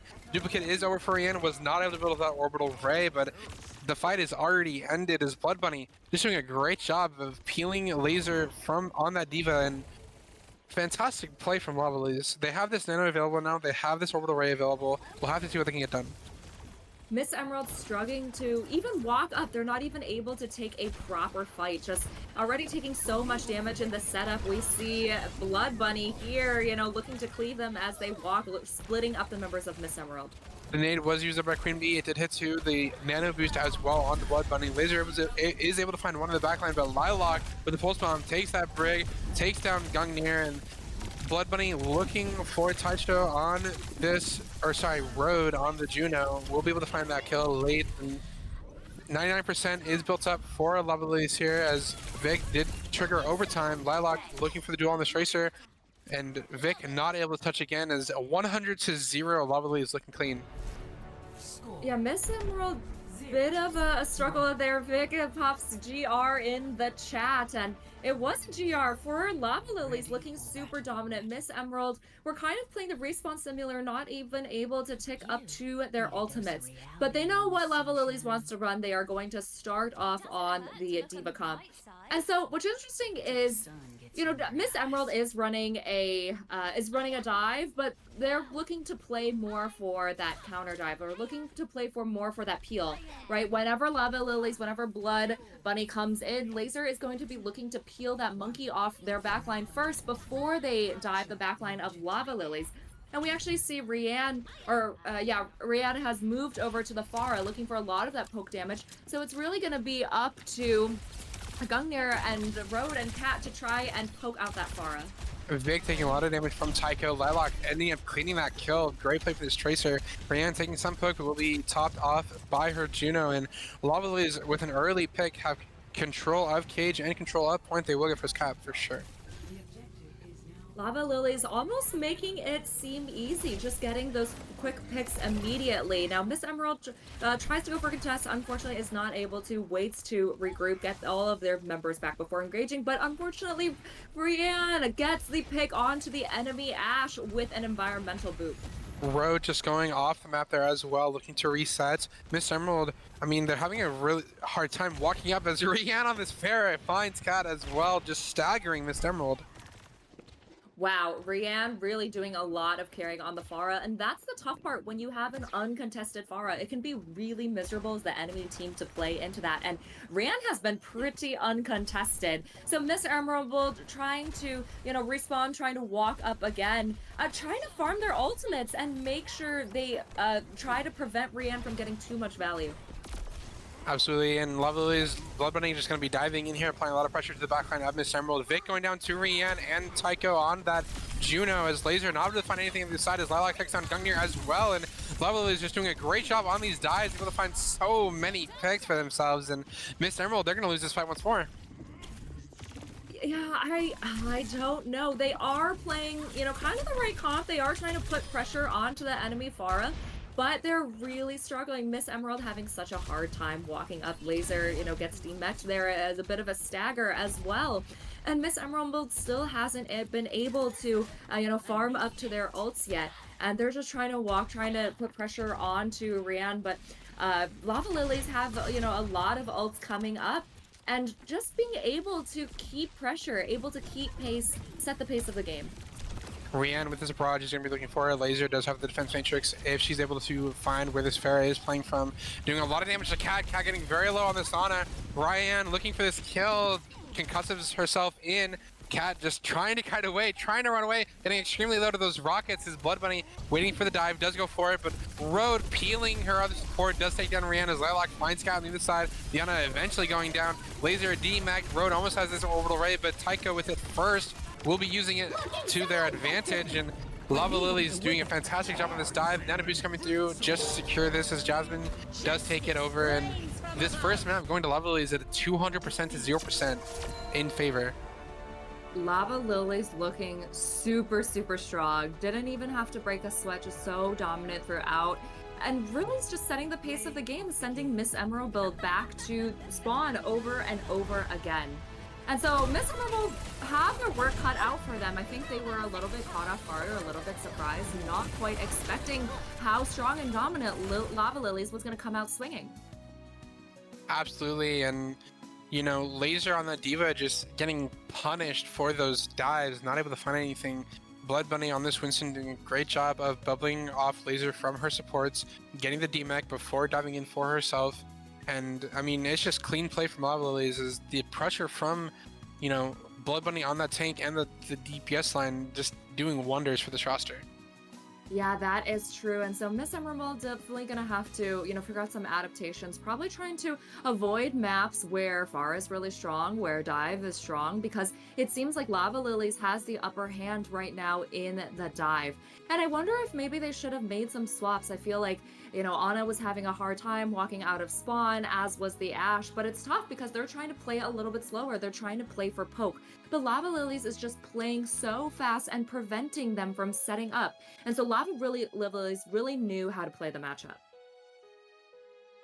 For sure, and it will be Miss Emerald's map pick here. They may move over to that King's Row and try to take a bit of a brawl into Lava Lilies rather than opting into the dive matchup. As I mean, Lava Lilies, they just seem so practiced in that kind of mirror matchup for themselves, doing a great job of spacing, doing a great job of counter diving. And Miss Emerald, I think they should move over to a sort of more brawl-oriented map and try their hand at a Ramatra composition. Yeah, I agree. When they first came out on that Ram comp, well, it was only briefly on Ilio as well, and you know, Ilio's not necessarily the best comp for that brawl, but yeah, something like a King's Row running Ram there, very feasible. You can get your, you know, DPS and backline set up on high ground. You know, Pharah has to try and play around those buildings, try and play around cover, but you can kind of see that where that Pharah is coming from and make sure to put pressure on her before she engages. And King's Row also lots of tight corners, so you can really put a lot of poke on the team, put a poke on Blood Bunny too before they go for that dive engage. Absolutely, and it will be King's Row, so Miss Emerald choosing to go more towards that brawl-oriented map. I would expect to see a Ramatra composition come out of them. Their backline is very flexible. They could run that Juno Ana with the Ramatra or opt more into a Juno Brig that we've seen them run before. Or, you know, even going back to that tried and true Baptiste Lucio composition that we know to be so popular with brawl comps as available to this roster. Yeah, Queen Bee does like to play the Ana. So potentially, you know, do you run more of a brawl? Do you try to force, you know, really focused on the Ana? Because once you lose your Ana, you know, Taiko on the Juno has a hard time getting focused. It doesn't really have much peel or a sustain besides a little bit of mobility. And so that might be the strat. I do like what Miss Emerald is showing us. They are going to go for more of the brawl comp. I think they're going to have a lot better point presence, a lot better sustain. What's interesting is they're going for the Juno Brig backline. So they're going for something that can really survive, lots of AoE healing whenever Lava Lilies goes for the dive. And Lava Lilies playing this dive composition against it. Ran will be looking for that opening pick on the Widowmaker. Will she be able to find something?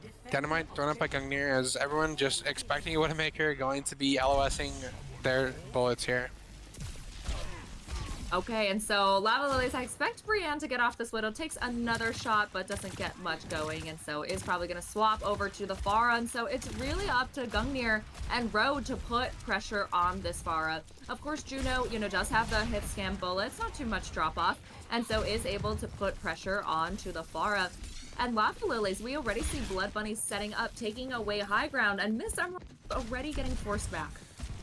Laser just trying to walk forward, get on the car. Gungnir finding Taiko on the other side, is able to take down that Juno. Blood Bunny though trades out Cat, but goes down eventually to Vic, and Miss Emerald, they're looking good. They're up one here. Ro taking a lot of pressure from Lilac, though, as Rihanna eventually finding that Ash on the other side. That's not a duel you see the Pharah win very common. She's able to find another in Ro. Juno going down, and seems like it will be a bit of a reset from the side of Lava Lilies, but they're looking good. They end up walking forward. Vic finding Lilac as Lilac overextends just a little bit towards that Miss Emerald backline, and Lava Lilies get one tick. Blood Bunny going down as well, just walking forward when you have no right to try to. And Miss Emerald, they're going to get a recontest on this point. Form used by Laser, walking forward. A lot of pressure onto Tycho. Is able to get out of dodge, but Miss Emerald, I mean, they're able to get their recontest just because of Blood Bunny's mistake, and Rihanna is in the backline now, has barrage very soon, but is taking a lot of pressure from these supports of Miss Emerald. Gungnir looking for some damage as well, will not hit the dynamite, and we'll have to see how Lava Lilies approach this. Blood Bunny jumping into the backline. Nade is good, hits the Ash. What a great nade from Queen Bee, and Blood Bunny just trying to survive. Ro taking a lot of damage though from the Pharah, is forced to use that Immortality Lamp on themselves, and Lava Lilies eventually caps this point as, I mean, Miss Emerald, they just weren't quite able to deal with Rianne in this backline as she survived for a while until she got that passive healing. Cryo used just to try to survive a little longer, but will not be able to, and Lava Lilies taking first. Yeah, that was tough. It was looking like Miss Emerald was able to stabilize, but you just have Rianne on the Pharah flanking in the backline, and so we saw Gungnir on the Ash, you know, constantly having to check behind them to see if the Pharah was there.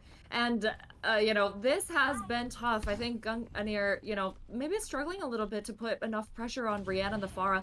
I actually wonder if maybe the swap over to the cast would be better to really be able to, you know, put that shorter range pressure, especially when Lava Lilies dives, is, you know, put pressure on the monkey, put pressure on the Pharah, because sometimes on Ash you need to set up far enough back to really get that poke going. Queen Bee getting another nade after the sword on the floor, is able to find it this time. Laser gets Rianne down as the barrage was used before, but the Ash went down before it happened. Pulse coming out, Sick is true, but not before the kill. Vic doing a great job, takes down Tycho, and Laser with that Annihilation, and Cat with that rally. I mean, these AoE Brawl ultimates just doing a great job around this card as Lala is not able to survive. Queen Bee gonna go down lane. Really important fight win there from Miss Emerald. Bold, a little bit expensive. You know, they spent 3 ults, but they forced 3 ults from Lava Lilies as well. And more importantly, they forced Blood Bunny over to the ramp, realizing that, you know, with these short, tight corridors of King's Row, it is a little bit hard to play that monkey into. So more mere brawl, except Rianne's gonna keep the Pharah. Rianne's been getting so much work done and hasn't really been contested. Now, Miss Emerald does have a window to work with, does have a Bob. Those are really important and valuable ults to try and prevent Lava Lilies from taking any space. Orbital Ray being used by Tycho is helping Blood Bunny to walk through with his form. The window was used on the inside of Road just to keep trying to counteract it, but Rianne able to find the Ash in the backline, but Cat on the brig, trading out that flyer, is able to do so, and Miss Emerald is in a 4v4 now. Lala taking a lot of damage on this side. Blood Bunny just having to use that form and survive. Might be able to do so. Nano comes through at the last seconds of the form. Cat going down immediately. Those pummel punches just breaking through that shield. Laser, though, does trade out for Tycho on the other side. Lilac, though, takes down the Baptiste. No more sports for Miss Emerald.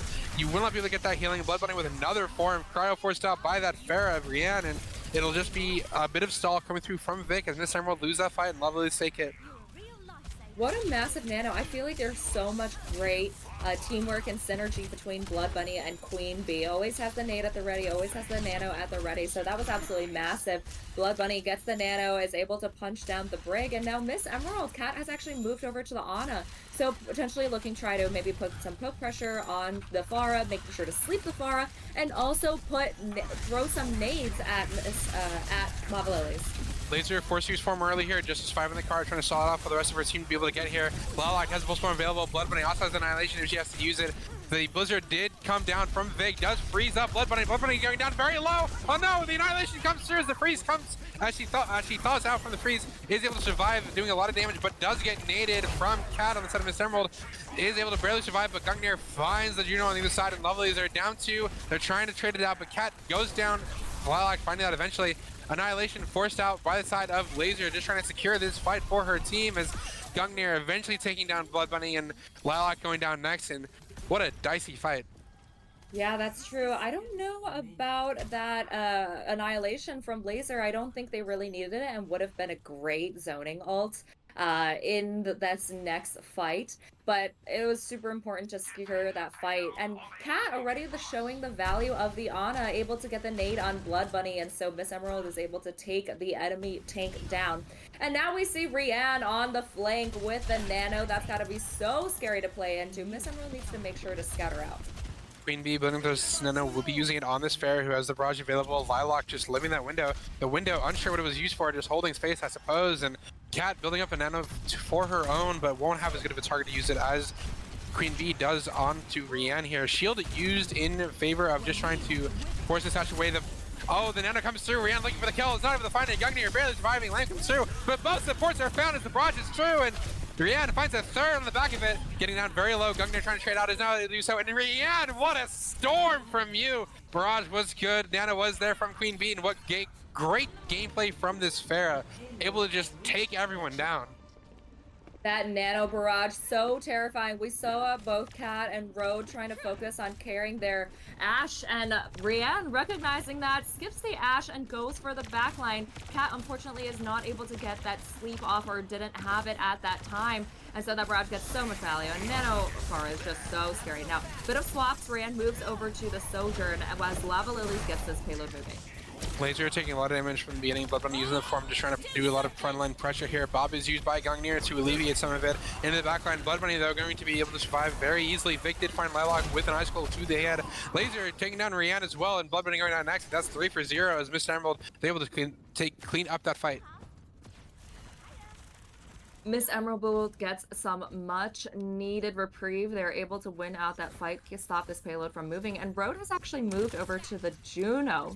And so just valuing, how good the Juno ult is, especially being able to use it into an enemy Juno ult as well. And Rianne on this Sojourn, going to be building up those railguns, looking for a pick with it, doing a lot of damage to the people that are on the high ground. Lilac has his full storm available. Orbital Ray does come down, but is matched by the Blizzard. Very difficult to use that Ray, and the AoE of a freeze. Lilac, though, with the Pulse Bomb, is able to find it. Nano boost used on the side of Laser. Not able to find a kill, though, with that ram form. It's over. You're 1 HP. You're getting very low. Does go down to Blood Bunny.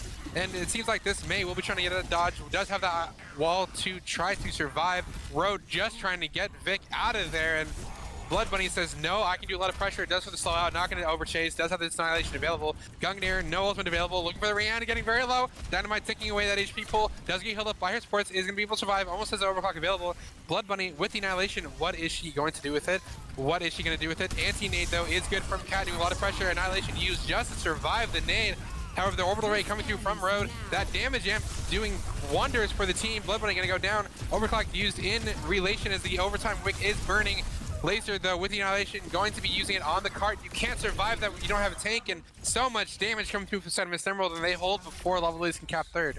Beautiful nade coming out from Cat onto the enemy Ramatra, allowing Miss Emerald to take them down. And Laser with a Annihilation there at the end is able just to zone people off of cart. So Miss Emerald is able to hold the cart before the end of point C, but they do have their work cut out for them. For most of the map, Rianne was so dominant and so uncontested on that Pharah. I'm expecting Rianne to roll out on the Pharah as well. That is definitely very feasible strat for defense. Give me the Pharah. I mean, on third point there, going over to the Sojourn, I think, if you're comfortable on that hero there, it could be good for you. But, I mean, third point, there's so many high grounds for you to play around, so much space you can control on that hero. And she's been so incredible on it. I just want to see it continue. And she will be rolling out on that Pharah. Blood Bunny actually opting towards a Diva this time rather than that Winston or that Ramatra. We'll have to see if she sticks with it or if she ends up going to the Ramatra later. Okay, interesting. I wonder if we're just going to play some Protect the President, because as Diva, you can kind of protect your backline. You can, fly, prevent the dive. You can Matrix them. You can also Matrix the Barrage. And Rianne's been getting so much work done. Doing great without the Diva, so this is a bit of an interesting strat, especially because we have been seeing Blood Bunny favor the Diva. But Miss Emerald, they are going to stay on the Brawl with that Ramatra and the Ana Juno backline. I love the Ana. I think the nade just has so much value. Scott gonna not find anything there for Gungnir as they switch back over to the Ashe off that Woodmaker. Blood Bunny just doing some scouting here. We'll be playing around the statue. Vic is on the May, of course, which applies a lot of pressure to Blood Bunny, not able to DM any of that freeze damage. And Mist Emerald, they might be opting to rotate. Nope, they will not go hotel. They're going to be wrapping around this statue. And it seems like, you know, they're just trying to find a foothold, see where they can enter this point. Speed ring is used by Road, trying to walk their tank in. Blood Bunny, though, doing a lot of pressure on the backline, does find Kai with the micro missiles. What great play, does kite back towards her team, just trying to heal up. Laser, though, trading Rhiannon on the other side. The Pharah not able to play high enough in the sky to get away from those pummel punches. No more cryo for Vic. Blood Bunny able to capitalize on that. Does find the kill with the micro missiles and the boosters, and it's going to be a bit of an impasse here as Lava Lilies are up 1, but they are waiting for their respawn. Okay, Blood Bunny, personally wrong, says why they're playing D.Va, because especially with the speed ring, you can just run it down on a squishy, and those missiles do so much damage. You know, the entirety of Overwatch community has been complaining about D.Va for a little while, and it is just so strong. D.Va can fly in, you have Matrix, you can get out scot-free, you can fly out, and you can just kill a squishy all on your own. And combined with that Juno speed ring, it's just so difficult to play into. Miss Emerald going for a bit of a crazy rotate here. Rhiannon doing a lot of damage. Blood Bunny able to capitalize, finds the kill on the cat. The boost finally cleaning it up. Gungnir does take down Rhiannon, but the damage is there already. 2 down for the side of Miss Emerald, and it's going to be a 4v3 in favor of Lava Lilies Rising here as the nade coming through, hits 2. Laser has that form. Vic had the cryo if need be, but Laser going to be able to survive for now. Blood Bunny just doing a lot of damage, does have the mega inside that room. Will be able to bunker it down for now. Lava Lilies, though, they might opt to go for the back line instead of the front line as they are split up and in the shockwave. Does do so. The enemy is coming through from Queen Bee. Oh, but the sleep from Cat, you gotta eat those up. You are not a hungry enough hippo. Blood Bunny, though, is able to survive, will not be able to get demegged by Miss Emerald as they regroup at the statue. Rhiannon, though, has the barrage. Keep your eye on her. She'll be looking for it soon. Blood Bunny has the aim to help out. Orbital Ray coming through from Tycho. Rhiannon diving into the backline, does use the barrage. No, but the sleep! You gotta eat those with the defense matrix, I swear to God! Blood Bunny not able to do so, and they will go down eventually to the nade of Cat. What a fantastic CFR from the side of Miss Emerald, as they're now up to Blood Bunny, though, trying to trade out. Has the D.Va bomb if he needs to get the remake. Finds the Ana. No more supports available for Miss Emerald as the percentage is ticking up as all of they look to recontest. Gungnir on the point, throws at the bomb, just trying to survive. D.Va bomb is used, but no remake available. Lilac, though, finds the Ash. Cryo used from the May of Miss Emerald. Laser comes back off of respawn. Lilac going down to the damage orb of Laser. Little bullets, and it seems like Miss Emerald, they'll finally be able to cap this. Okay, finally they breathe a sigh of relief. It was looking like Lava Lilies was able to trade out a couple picks, and you know, we saw Vic trying to run around and get those couple last picks onto Lava Lilies, but Miss Emerald finally able to get this point cap. They have 3.5 minutes. Honestly, it felt like Lava Lilies was able to burn even more time off the clock, but Miss Emerald has to feel good about that. They have a Nano to work with. They have the Ramatra Annihilation as well. And Blood Bunny is actually going to move back over to the Monkey. Rhiannon taking down Gungnir with those long-range rockets. That's exactly when you see it in neutral when you have no ultimates available. And how did Queen Bee get up here? It's a great angle for her. Oh, Blood Bunny taking a lot of damage. A down boost did come out on Laser. That Ramatra form doing a lot. Queen Bee tosses out the nade. Isn't able to find anything. Has to cut away from Road on that Juno as they look for the support duel. Laser eventually finding Rhiannon.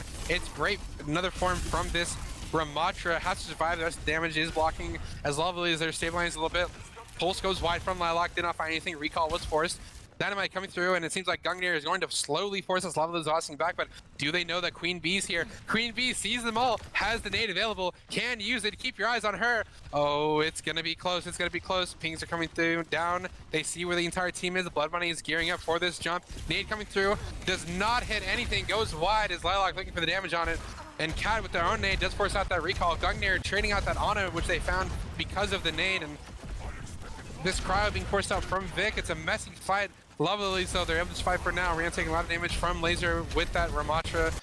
Blood Bunny using the bubble, splitting up that team. Nade is down on Laser, keeping their tank nice and healthy. Cryo available for this May if they need it. Lilac still is in the background. Laser, though, just running forward with the Ramatra form, finds Juno. Barrage coming down from Rhiannon to trade out that tank, and Blood Bunny is available. Does have that primal coming up in 20%. Needs to be able to survive. Almost has an auto boost from Queen Bee.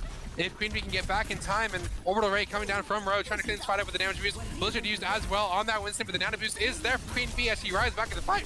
The primal available as you are antsied, but the primal will be here just to wear that off and weather the storm of this May. Tycho also using that Orbital Ray on the point, keeping their tank healthy. Lilac finds 2, Blood Bunny finds 1, and this fight swings back in favor of Lava Lilies barely as Queen Bee comes back from respawn. Does Blood Bunny trade out? No, she survives. Wow, bit of an investment there from Miss Emerald that May Blizzard comes out as well as Rhodes Juno ults, and it was looking good, but thankfully Blood Bunny did have the nano, did have the primal available, and so were able to live through all of that. Miss Emerald, they have 55 seconds left to go. They have a Roger ult, they have a nano, they have a Bob to work with, which should be pretty strong. This Annihilation is going to be huge, largely the ultimate, but the pulse down from Lilac is good, finds the Ash. Great play from the Tracer. Both Nano Boost and Annihilation used, stacked on top of this. Ramattra is able to find two. Laser doing a great job. No more sports for Lava Lily, but Blood Bunny trading out Cat. Road is still alive, is able to wiggle her way out of that Tesla cannon. And Lava Lilies, I mean, they have no support, but Rianne somehow finding mid cryo. Laser, though, with an extra form, finds Blood Bunny, and it should be going in favor of Miss Emerald here, as Laser just is unmovable from this card. And oh my god, those AoE ultimates doing a great job for Miss Emerald to finally cap second. Laser, what an incredible clutch. Gets so much work done with the Annihilation, and after the Annihilation is over, gets so much work done with that Ram Nemesis form, getting two in each of those forms. So really well done there. They get this payload moving. And remember, they just need to cap this third point. Rianne with the railgun finds the headshot onto Vic. No cryo available for them. Gungnir going to go down next to Lilac. This Tracer has just been an absolute menace in the backline. Pulse bombs and one clips coming through for her, or for them, sorry. Lava Lilies, they're going to be setting up on this high ground. It is available to them as Mr. Emerald. They have to try to walk back up into this. It's going to be incredibly difficult as, I mean, Rianne on this Sojourn just gets to shoot them on their walkout, dealing immense damage, almost has the overclock available. A lot of damage coming through. Bob almost left for a Gungnir. Could throw up in the backline. Blood Bunny gearing up for this jump. No more slow available for a Laser. Is going to use that form, just running at this Rianne. They know that they have the overclock. They take her down before she's able to use it. Tycho goes down next. This cart is inching its way towards the end point. Bob in the backline does find Queen Bee at the end, and Lava Lilies, I mean, they have one more touch. Lilac will have to be the one to get on it first. Miss Emerald, they have no ult available except for that Juno ultimate. Lava Lilies, they have that overclock though. Lilac looking for the touch, is going to be able to get it, immediately has to recall. Need coming through, it's huge. Finds Psycho and Rianne. Rianne going down to Gungnir's Dynamite. Amazing, and Juno ult coming down from Road is going to be able to clean this up. Damage jump is massive. Blood Bunny back on the Ramattra, just trying to stall, trying to survive for as long as she can, but is unable to do so. And Miss Emerald, with a clean last fight, does take map 2 away from Lava Lilies. Their map choice of King's Row, opting to that brawl, doing wonders. Laser was truly the hero that missed Emerald, prayed for it, and Emerald received. And Laser just got so much work done in that last couple minutes of this game, that end of point B and point C as well. Gungnir coming in clutch. You know, we were saying that we were talking about Rianne all game, but Gungnir got some key picks on the Ash as well as that Bob to really put in so much damage and zone the members of Lava Lilies away, and got some picks in that last fight as well, so really well done there. I love the honest swap by Cat. We show time and time again that just the value of those nades, and said, you know, Queen Bee, it's not just you, I can do it too. I mean, Kat just all game doing a fantastic job with those sleep darts, is able to keep herself alive against the dive of Lava Lilies. And I mean, you saw at the end there, the nade coming in from Cat combined with the dynamite of Gungnir. I mean, that ability combo just instantly netted themselves 2 kills as Lava Lilies was trying to get that recontest. And just an impressive play all around from both teams. As we're going to be moving to a map 3 in just a moment here, right after a break.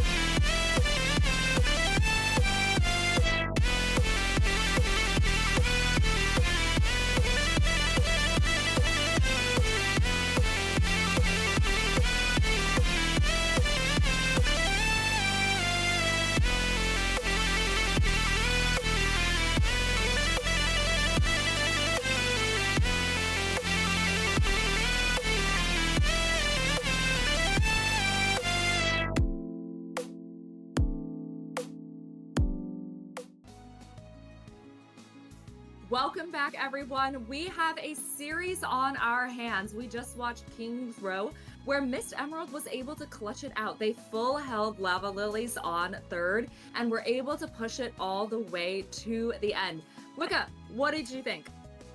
I mean, the game itself was incredibly close. You know, we saw that the teams were eventually kind of forced to lean into their Ramatra compositions, regardless of how preferable they want to run those, you know, those dive compositions. And I think Miss Emerald, you know, really taking advantage of their map pick, doing a great job of forcing Lava Lilies back, you know, playing the slow game, inching their way forward. And I do have to say, I'm a bit impressed with Miss Emerald. You know, it on first point particularly, it really looked like Lava Lilies might full hold them, but they were finally able to cap that point and march towards that end before winning that map. And it will be Lava Lily's choice, so they will be taking us back to a dive-oriented matchup with Esperanza here. And I'm curious to see if we're going to continue to see a Winston versus D.Va matchup, or if Blood Bunny might end up running that D.Va herself.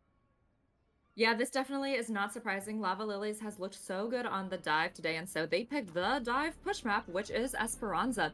And I agree. On King's Row, the first half, it was definitely looking like Lava Lilies had the upper hand. Rianne getting so much work done on the Pharah.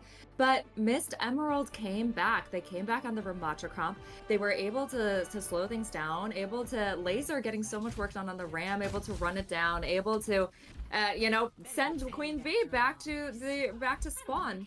And so that was so valuable, and so many clutch plays from Laser, especially in those last few minutes of the map. Now, Miss Emerald is actually going to go for the D.Va comp, and of course Lava Lily is going to go for their tried and true Monkey. What's interesting is Rianne's actually going to start out on the Sojourn. And Miss Emerald, I was like, there's no way they're running an Alaria here.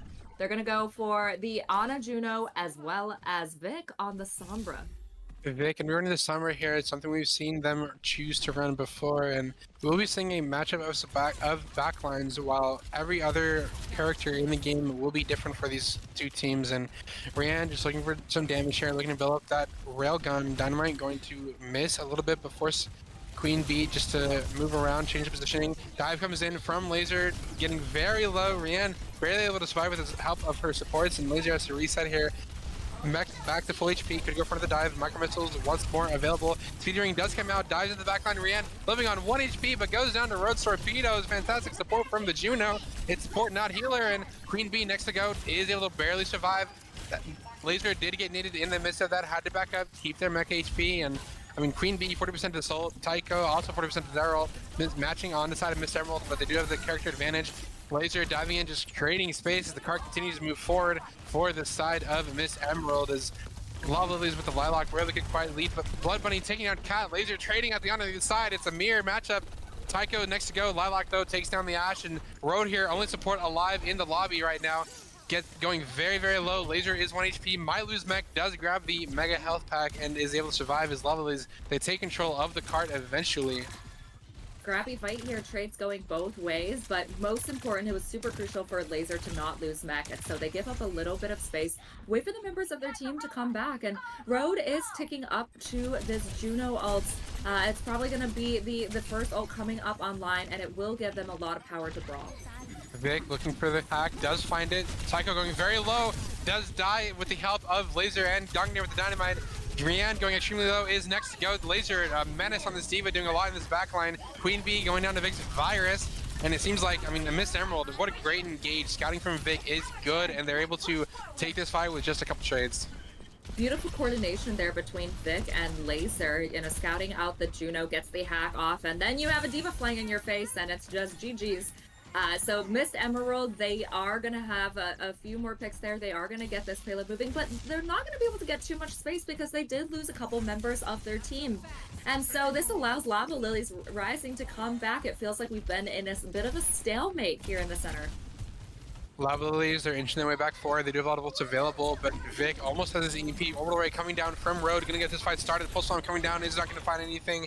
Ults used on both sides. This Orbital Ray just keeping everyone topped up. Gungnir not able to find a kill though. EMP in the backline. It finds 3. Tycho delves down to the Virus. Vic getting very low. Is shielded out by Rianne.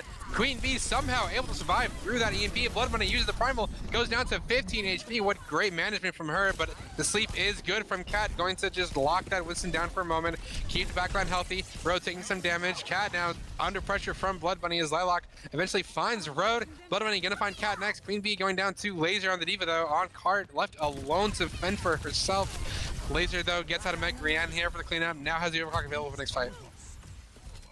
Yeah, it was looking good. I think Rhodes Juno out there not quite in the right place, wasn't able to get much value, and Lava Lilies was just able to zone. So that was a bit of a critical mistake there. And so Lava Lilies is keeping able to push. They only invested the Primal there, and so they have a pretty healthy ult bank, making it a little bit difficult for Miss Emerald to come back into this. They did invest the Juno, they invested the MP as well.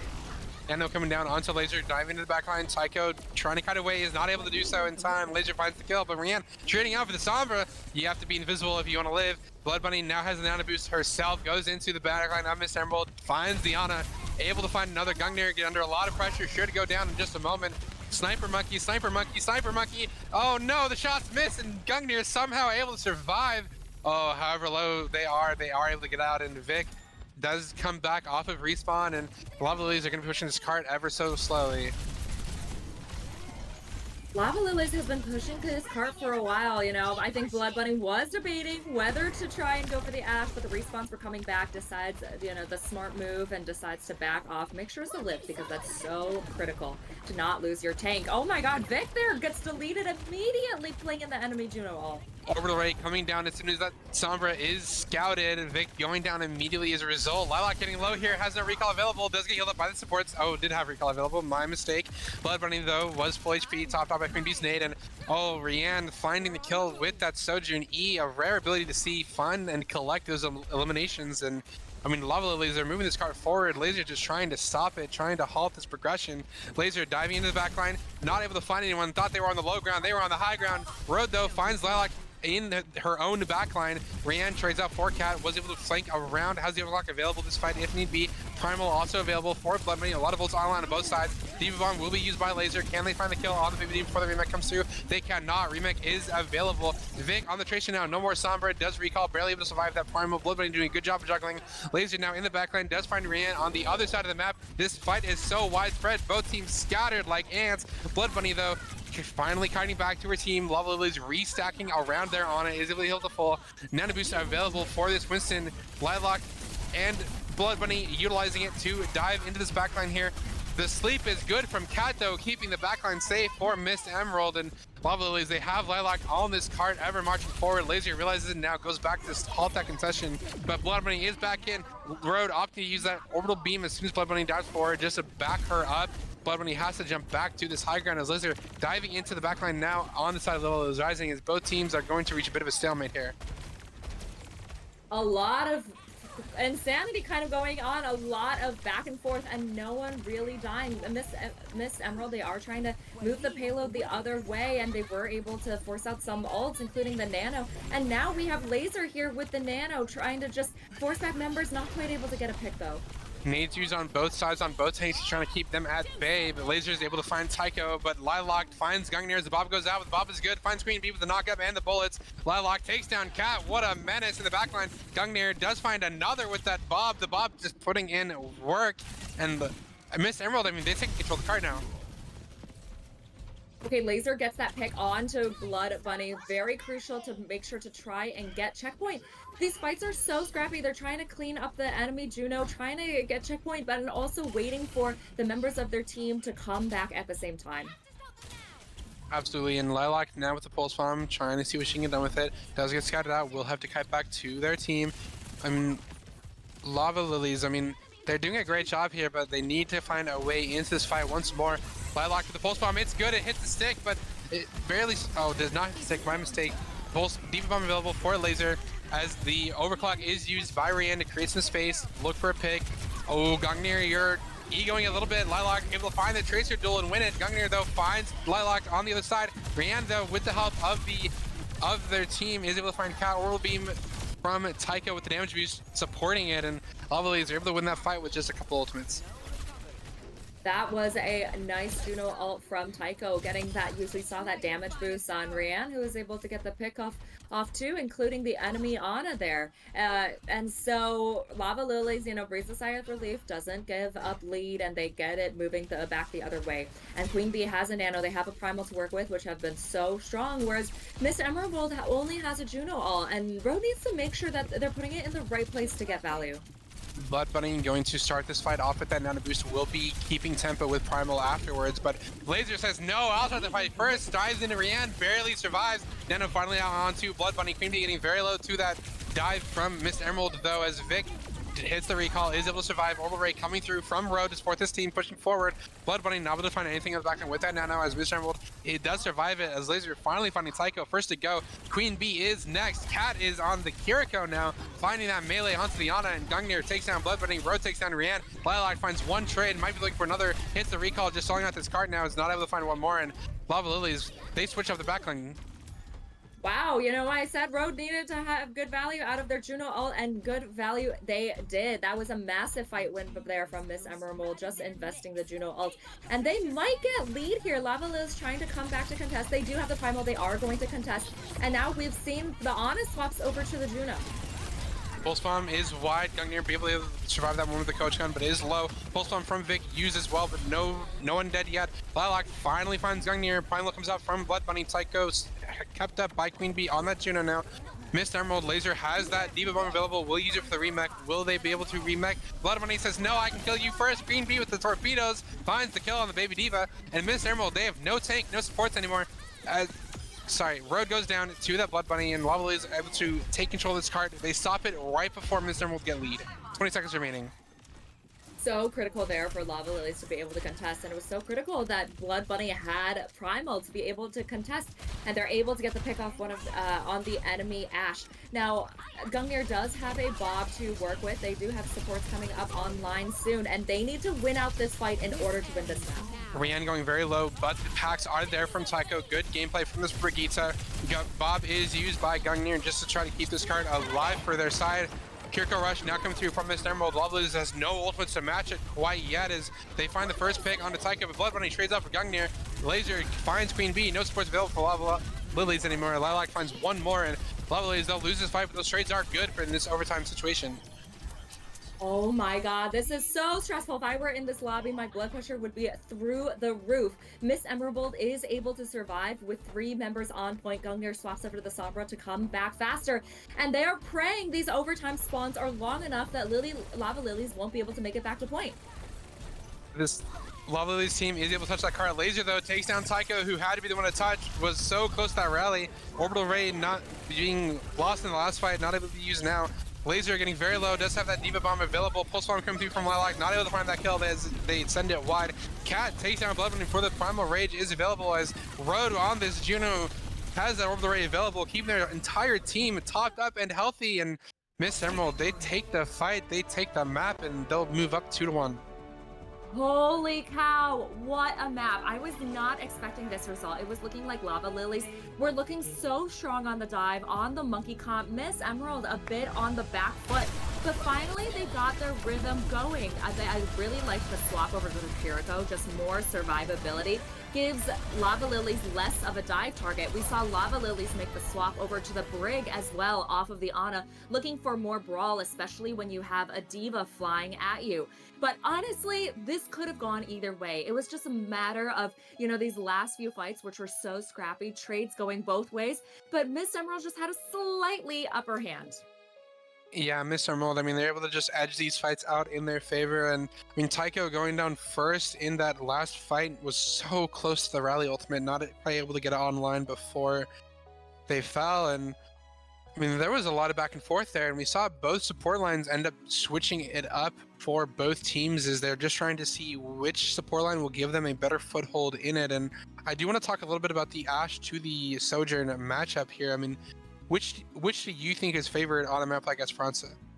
Ooh, that is interesting. I think with Soj, you can have some consistent damage, right? You're constantly farming rail on, especially that anime diva, and so there's that constant pressure for Miss Emerald. They need to be able to kite that Sojourner. We saw Rian exert a lot of that constant pressure, but on the other hand, when you're running the Ash, those nade dynamite combos are absolutely devastating, and also Bob just can output so much damage, can do a great counter response to a dive, and do so much zoning. And we saw, I think, Gungnir on the Ash get a lot of value out of those bobs near the end.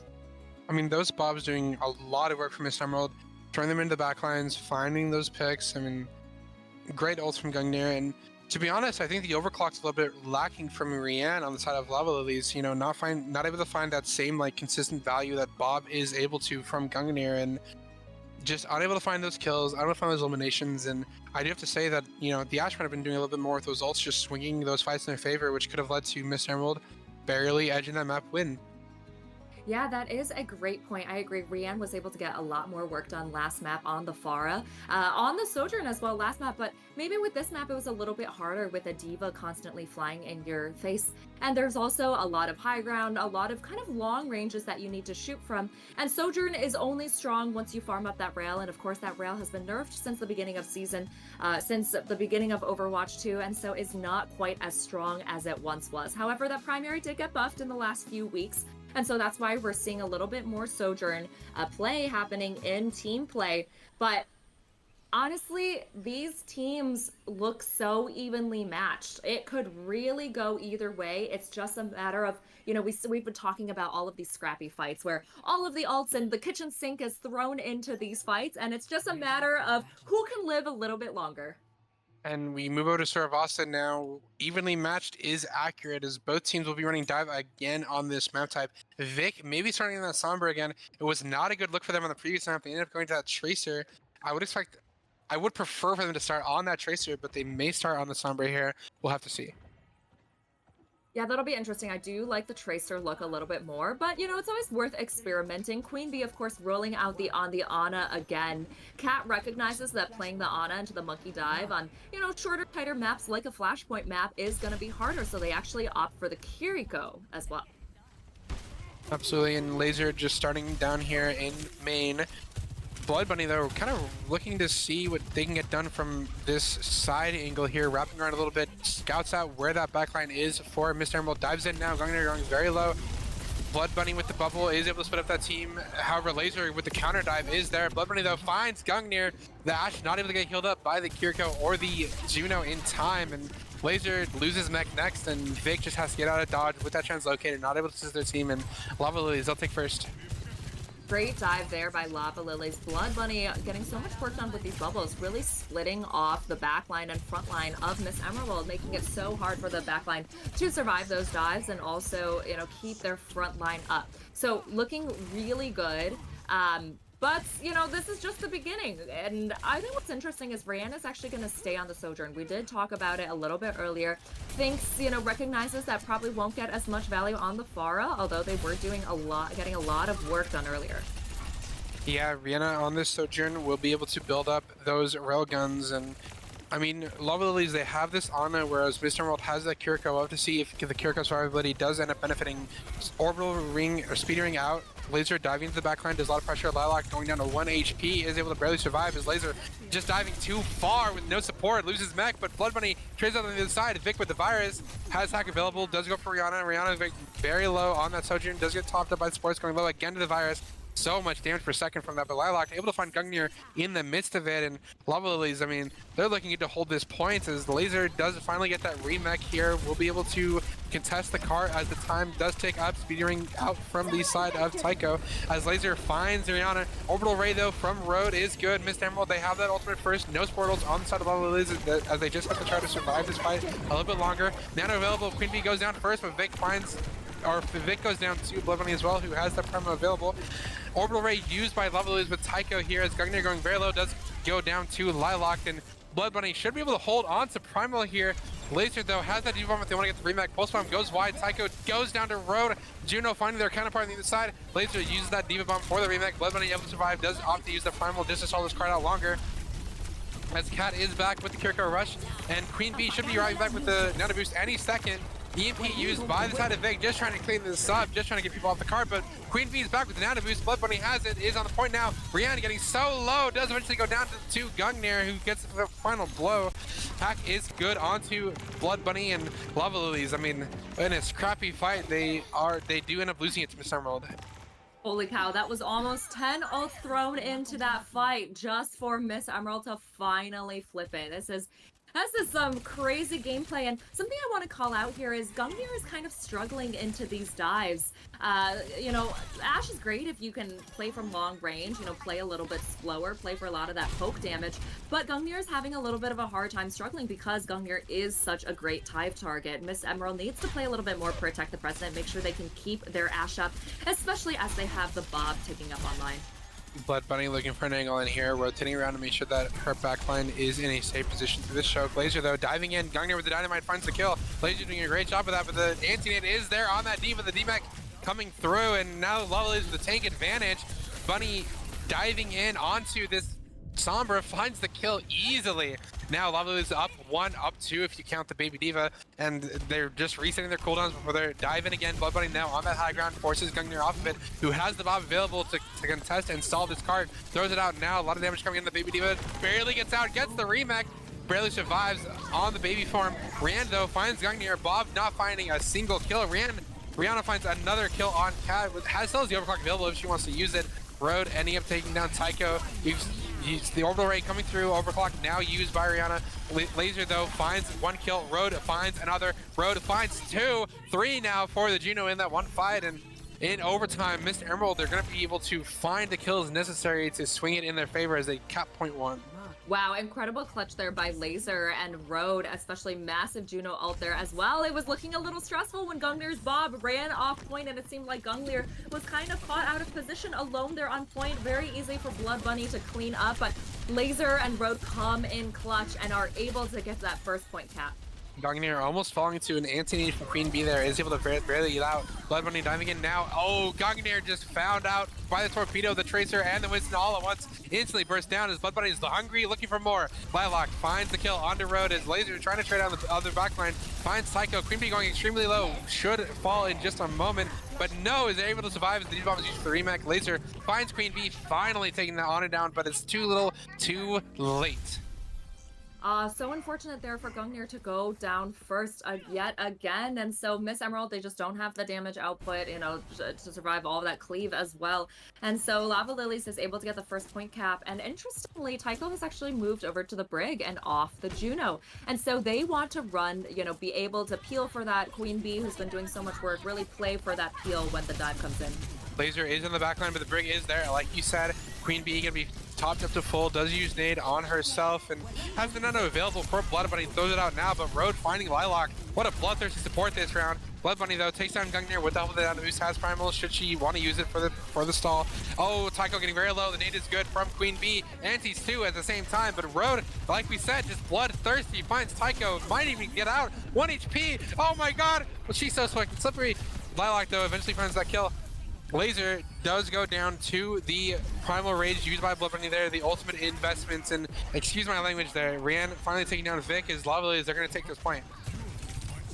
Wow, and we immediately see the value of the Brig. Tycho just able to keep up Queen Bee, you know, peeling, that peel, that AoE healing, giving the Ana packs, and that's the pack that Ana Brig backline, which is so popular, especially when you're running a dive comp, especially when you're running a monkey. And so the score is tied up. Miss Emerald, they really need to farm up this Juno ult to try and look for an engage before Rianne gets too much value with an overclock. Vic here on the prowl, looking to angle towards this Lava Lilies backline as Miss Emerald rotates for their team in, taking the Tracer duel now. Lilac very good at these duels, does go back to their team for the support they need. Nade going to be good to keep up Queen Bee's HP pool with the rest of her roster as they absorb the dive from Miss Emerald, and Dynamite coming through is good to hit 1. Lilac getting kind of low due to it. Vic looking for the duel with the help of that Dynamite as Laser just keeping the rest of the team back. Does have the D.Va Bomb should they need to use it. She opts to. Overclock though from Rihanna, doing a lot of pressure here. Recall is used by both Tracers. Oh, getting very low. Rihanna getting very low. Not able to find this help needed from her supports, but does find one to trade out before she goes down with that overclock. Nade coming through, hits Gungnir, getting very low. Blood Bunny dives in for it. Gungnir gets 1 HP, Sniper Monkey with the Nano Boost finally finds it. Orbital Ray going to make Lava Lily's back up though with the help of that Bob as well. And Lava Lilies, I mean, they're going to get their cooldowns back and opt in to go in once more. Lilac finally finds the win in the Tracer duel as Laser just going incredibly low to this Winston and this Sojourn just pelting her with damage. Cat eventually falling for helping her D.Va, and I mean, Lava Lilies, it was scrappy, it was close, a lot of ults invested, but they do take the fight. Yeah, super important for Lava Lilies to win out that fight there. I think a bit of the layering between the Juno ult and Bob, you know, wasn't quite as effective as they wanted to be because the way that Bob was positioned, Lava Lilies was just able to kite it and re-engage after forcing out those two ults. Absolutely, and we will see now Cat almost coming up on that rush. Lilac does have this pulse farm, looking to just duel out the other Tracer to help their backline stay alive longer. Laser going very low. No more Suzu from the Kiriko as it was used, but Laser tanks the pulse bomb, able to live with the help of the armor. Blood Bunny going very, very low, just barely gets the primal, not able to pop it. The monkey roared, I swear, that's king. Tycho also going down as well as Rush was used on the side of Cat. Gungnir doing fantastic shots after shot, just finding kill and eliminations. Laser cleaning up Queen Bee, and the point flips over. We love it. We love to see it. Gungnir has definitely stepped up in the second half of the series, getting, you know, really feeling warmed up, feeling themselves, getting the picks necessary. That is super important, especially when you're playing the Ashe. And Miss Emerald looking strong. This is final fight territory on this third point. And Blood Bunny is probably going to look to contest, probably going to have to pop a primal. Blood Bunny first to dive in there, does take a ton of damage, has to use the primal immediately as the Aura Ray was used by Road, but oh my god, finds two! Cat with no teleportation, Gungnir with no coach gun, off the edge you go into the ocean looking for a third, just pummeling this D.Va into the corner. Laser opting to dive out, tries to get HP back, does have the D.Va bomb if need be. Tycho though taking down Vic on the other side, Laser finds one, saves the D.Va bomb, says this fight is over, we might have one more.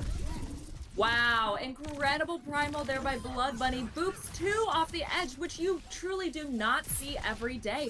So really incredible clutch there. I don't even know if the members of Mr. Upworld are going to be, they're not going to be able to touch. They have to give up the point. They do choose to just go to the next point. Lava Lilies now up 2-1 in this Flashpoint map. It is point for this map. Next 1 and 2 win. It does take it if Lava Lilies is able to. They do have both support ults on the line. Miss Emerald, they are at the point first, so they do have advantage here. But Lava Lilies has almost a full ult bank except for the primal. They have double support ults as well as both DPS ults. That is going to be super strong here. Vic trying to go for a flank, not quite able to get off to the high ground. But Miss Emerald, their advantage is that they do get point control and are able to stage first. Laser just kind of poke out, does have the speed ring, goes into the back line now. Opts to just immediately go back. Blood Bunny going for the counter dive with the nano boost. What a bait from Laser. Good job by you. Is able to get away. Everything kiting back that nano boost is Queen Bee. She's going to want that one back. Laser or Rihanna does have this overclock, is kind of hunting down this Ashe. She's a little bit out of position, does have the Bob available. Coach gun to the top, sells the Bob if need be. A lot of damage onto Rihanna. Laser is there with the peel and the kill. However, it's shaded out by Tycho on Gungnir. Has rally available, chooses to use it now. Does bash that D.Va. Suzu is out, has the D.Va bomb if they need, but Cat goes down. No TP, no Suzu available for you. Road going very, very low on the Juno, is able to wiggle out. No, Lilac for the kill on the very end. Oh, D.Va bomb coming through. Great block from Tycho, able to keep herself up, and the remake is there, but Laser, I mean, it's a you versus the world. Vic is there as well, but we'll go down to Rihanna, and I mean, Lava Lilies, what a great fight. Great rally there from Lava Lilies Rising, and Miss Emerald, I think, a little bit caught out of position. There was kind of a moment where I was like, why is my Ashe there? And especially when they had the Bob, I think Gungnir needed to play for range. You could throw the Bob in when Lava Lilies come in for that dive. And so because of that, Lava Lilies is able to pinch and, you know, get all that cleave damage off, is able to get those picks before Gungnir can even pop the Bob. Miss Emerald second back up to the plate. Vic taking down Lilac early. It's now a 5v4 in the favor of Miss Emerald as Laser just diving in to help the speed ring. It does get antsied, but kites right back. Bob on the point doing a lot of damage. Blood Bunny has the primal to keep herself alive longer. Rihanna somehow finding Gungnir on a side angle, but Queen Bee gonna go down for it. No Brig in sight for you. Tycho even going down next was in a 1v1 against the Tracer. Lost it to the D.Va. Blood Bunny still on this point, not able to find anything in the backside with the primal. Rihanna takes down one more though before the fight is reset as, I mean, Lava Lilies, it was close, but no dice.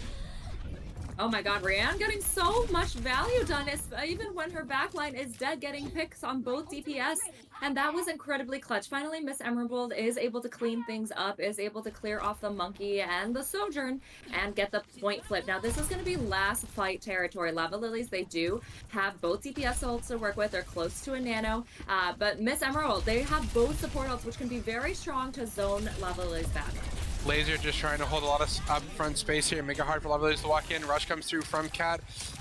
Laser building up that Diva Bomb. Lilac does have the first tap on the card, has recall available, will use it now, has the Pulse Bomb as well if they want to look for it. Psycho going very low, is surviving the dives for now, but Cat back at the point, finds Lilac. Blood Bunny is here now, has the bubble available. Cat able to get out of dodge with the help of Road, and the Diva Bomb is used for Laser to get the remake in Lava Lily's backline. Psycho though, using the rally, marching forward. Queen Bee with the nano has it available, throws it on the Winston now, as the orbital ray is used by Road to keep their HP pull up on their tank as well. A lot of damage coming through from both sides, but nobody is dying yet. Road though might be first to go, and they are as Tycho finds the whip shot. Cat next to go after, but no, Gungnir is second, Cat's third. Laser does find Tycho on the other side. As Lava Lilies, they're able to barely wrench this fight away from Miss Emerald, and Laser trades out one at the very end, but might be too little too late. Recall used by Vic just to stall it out, and Lava Lilies can recap it. And I don't think Miss Emerald is going to be able to touch. It was a bit of a hectic fight. I kind of had a question of what was going on there.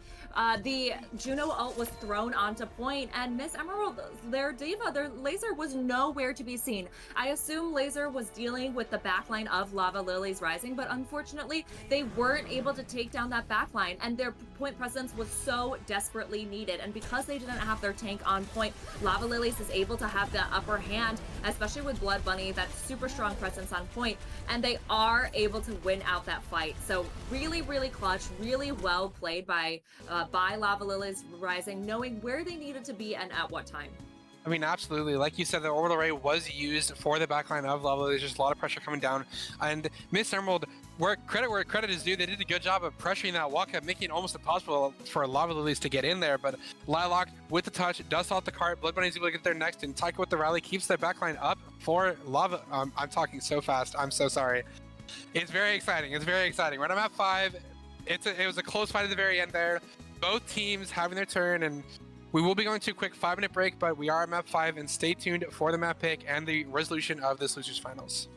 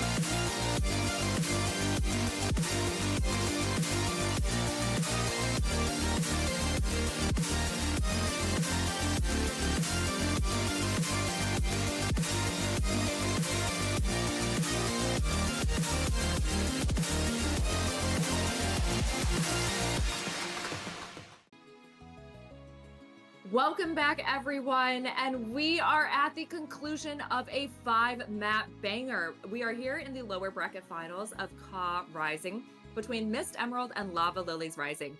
And this last map was crazy. It was hectic. I think Wicca is losing her voice at the insanity of these fights.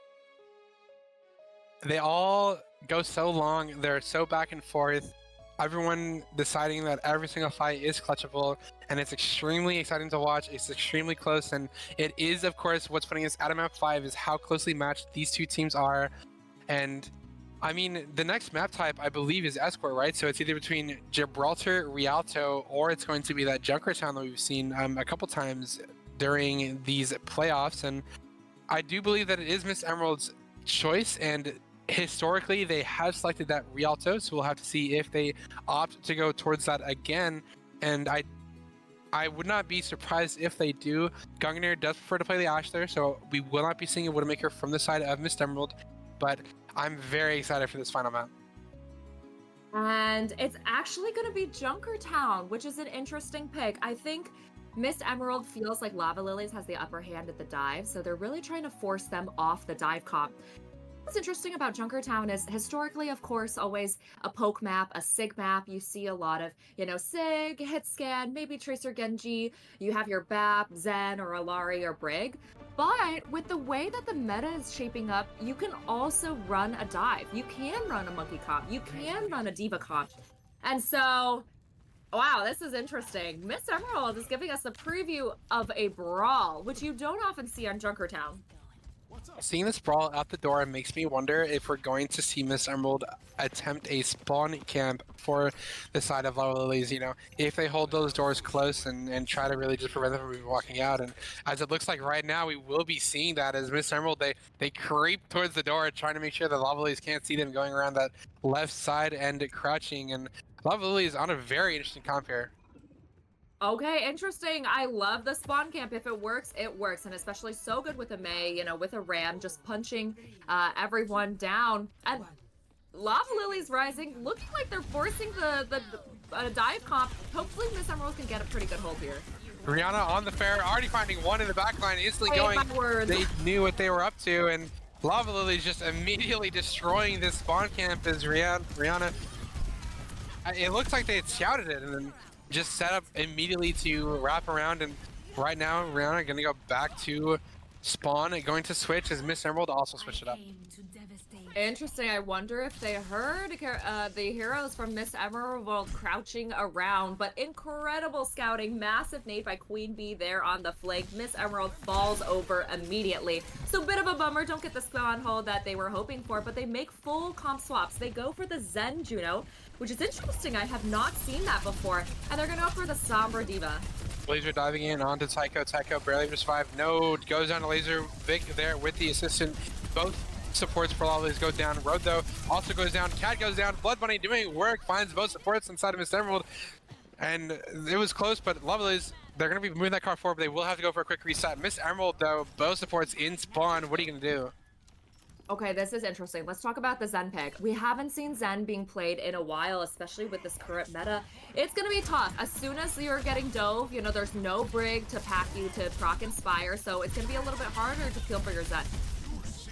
Absolutely, and Blood Bunny just making space here, using that Winston bubble to her advantage. Cat is very close on these stairs, just looking for damage, looking for DPS, but it's a bit risky to play that close to the enemy team.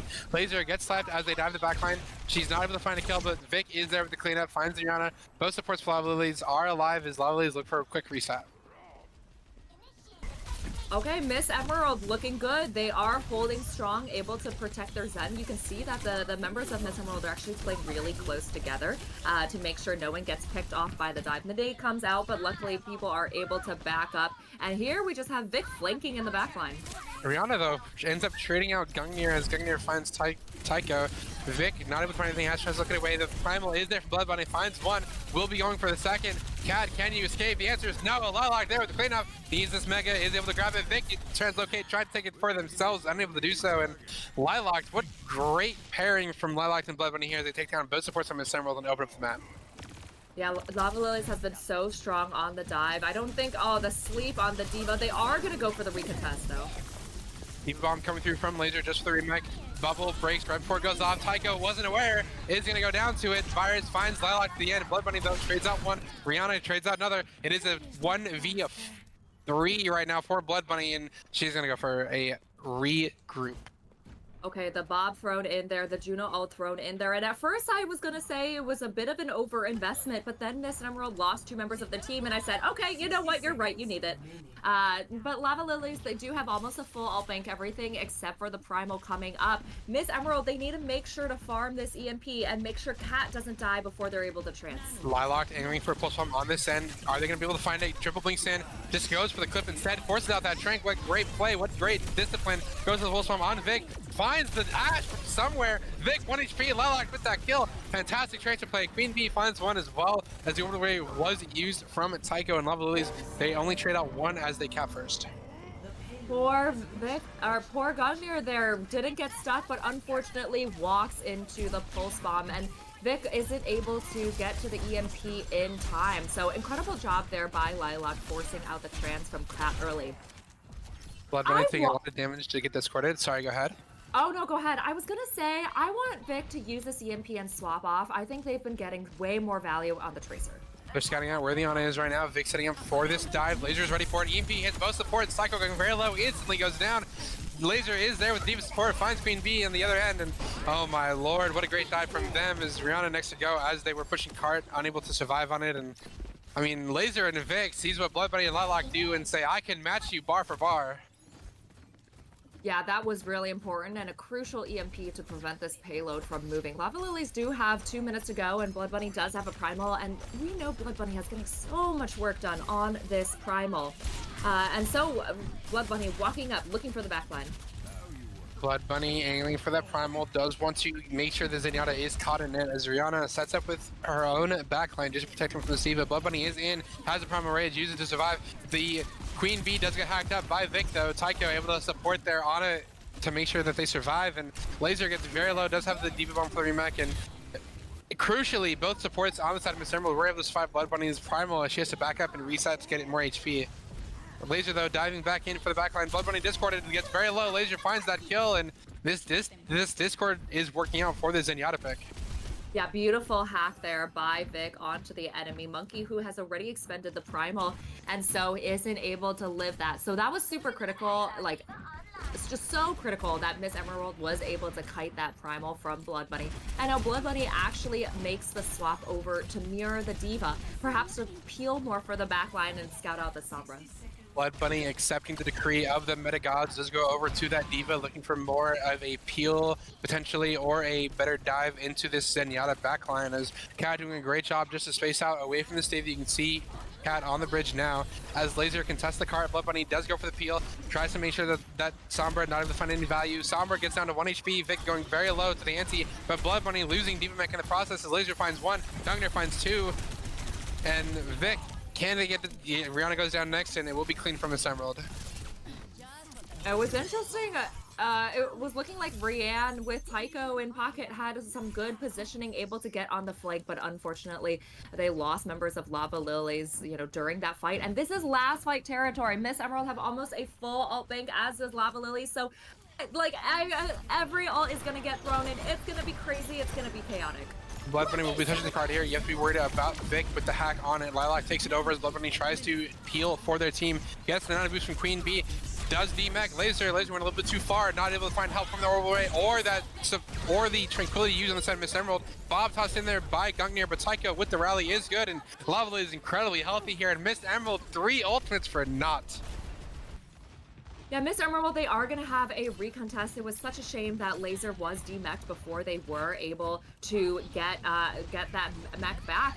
And here, okay, we see Vic does have the EMP, super critical that no one dies before they're able to pop it before the end of the point. Blood Bunny keeping high tempo against this Miss Emerald squad. Does dive in first. EP is huge, catches 4. Laser gets 2, kills immediately. Vic finding the DMEC after. Laser takes down the Baby Diva. Lilac does trade out 1, but it is too little too late as, I mean, Vic's EMP just hitting everybody as they had to say around this card. I mean, Lava Lilies, you have to split up a little bit, even in the overtime wick there. All right, Vic heard me and made me eat my words and said, no, Ashen, I am going to play Sombra and I'm going to get so much value on Sombra. Those hacks, those EMPs did so much work, especially on this second point. And, you know, having an EMP in your pocket when you're in an overtime push and people have to, you know, someone has to kind of be the sacrificial lamb, and it ended up being all of Lala of the Lilies being the sacrificial lamb. I think that was about a 4-man EMP there, and so that was absolutely massive. Lava Lilies could not survive that. So Miss Emerald, they know what they need to do, got a crucial hold right before the end of point B. Absolutely, and we will be seeing Miss Emerald. They might start out on this Widowmaker, not something we've seen before. I don't think we'll see a Mercy, but, you know, you never know. Gungnir could use that damage boost, could utilize it. Lava Lilies, though, you know, they're walking out of spawn, so they're locked on this composition. We see Rihanna ending up going towards that Sojourn rather than any other hit scan pick, and I'm curious to see if they're going to be able to find the value they need on this defense. Okay, Lava Lily's Blood Bunny does recognize that Diva is just a bit better on this map, especially for the peel, especially if Vic is going to play the Sombra. So I do like starting off with the Diva here. So we're in a bit of a Diva mirror. Vic just going to go for, you know, a quick grapple headshot, but I think they're probably going to move over to the Tracer or Sombra. Vic gonna be looking for a pick here, does go for the grapple shot, has the damage boost, bumps their head a little bit, unfortunately, and will not be able to find a pick. We'll go back to spawn, we'll swap it up, I believe. Cat going over to that Zenyatta, but Vic actually holding on to the Widowmaker for now. Nope, does go back over to that Sombra as expected, and Miss Emerald, they say, you know, it worked on defense, it'll work out here on offense. Blood Bunny taking a bit of damage on their mech as Laser just trying to make some space here. Torpedoes coming in, hack though on Lilac, barely survives. Vic almost getting that kill as they fight for control over this mega room, and Miss Emerald, I mean, they're doing a good job. Gungnir eventually finding Tycho, Queen Bee going low, might go down to Laser next as the hack is good on Blood Bunny, loses the mech, and Lovely, they're gonna have to reset this fight. Well, Miss Emerald is getting the payload moving, even though, especially with Blood Bunny losing their mech, Lava Lilies is just forced to throw themselves at the point, try to stall the best they can, but honestly, I don't even think they're going to be able to get a recontest, and so that defense kind of fell over immediately. Really great job here by Miss Emerald. They just have Lilac trying to stall all point more. I think Blood Bunny is actually going to be able to come back and touch, but Miss Emerald already setting up for that, trying to stuff choke. Laser diving in the backline, making it very difficult for Lava Lilies to walk up. Hack is good on the Diva, almost loses the mech immediately. It's incredibly difficult to get through this Sombra if you have to touch, and the Lava Lilies might not be able to. Going for it anyway, Blood Bunny does dive through, loses, he does get hacked up, armor gone, HP gone, mech gone. Lava Lilies taking a lot of damage, Lilac in the back, trying to make something happen, can't do it. Rihanna though finds Gungnir with the railgun, finds a second with the railgun, trying to put in the work with the Sojourn, trying to prove us wrong as Laser just in their face, making it difficult as the cleanup is there. Laser takes down 2 with the boosters, and Lava Lilies, they will be losing first point to Miss Emerald here. Yeah, just a little bit of clean up to go, but as soon as Blood Bunny lost mech, it was going to be super tough, and Laser just having such great target focus, able to clean up all those squishy members of Lava Lilies. And so Miss Emerald, they have 4.5 minutes to push us to the end of point B. They have to feel so confident. And Vic especially getting so much work done on the Sombra, Gungnir putting so much consistent damage in, and shout out to the backline for living Cat, like the Discord orb getting so much value and just refusing to die. A lot of damage coming in already onto the backline from Laser, eating up all of those things. Lilac hits the pulse bomb on Cat though, where was that? Lilac doing a great job just trying to make sure that they can get an opening here. Laser almost going down, does get team-mech, opts to use the Diva Bomb in a small room for the remech. Ro does have that orbital right if they want to toss it in. Rihanna could answer back with that overclock, getting down very low. Rihanna almost dying to the Sombra in the backline. Lilac, though, finds Vic in the duel, and the Diva of Laser will end up trading one. Tycho, the rally is a little bit late. Orbital Ray coming down from Ro, trying to flip this fight back in their favor. Bob used as well. Blood Bunny has to get out of dodge, just trying to survive those ultimates, looking for the retouch. Rihanna still with the overclock. Can she come back? Can she get it done in time? She has to come back all the way from spawn. Laser does get antsied up, has forced out a little bit, but Vic here with the EMP. All eyes on them. Will they be able to find the EMP necessary to push this in? TP's in, finds it. It's on 3. It's huge. Both supports of Lava Lilies going down to the EMP with the support of the rest of the team. Tranquility used on the side of Miss Emerald just to push this all the way in. Blood Bunny going for the Diva Bomb, does find the remake just barely, but it's too little too late. It's 1 versus 5. Can Blood Bunny do it? The answer is no, as Miss Emerald with the EMP, with the support ultimates built up quicker than Lava Lilies, they will win map 5 and move on from the losers finals.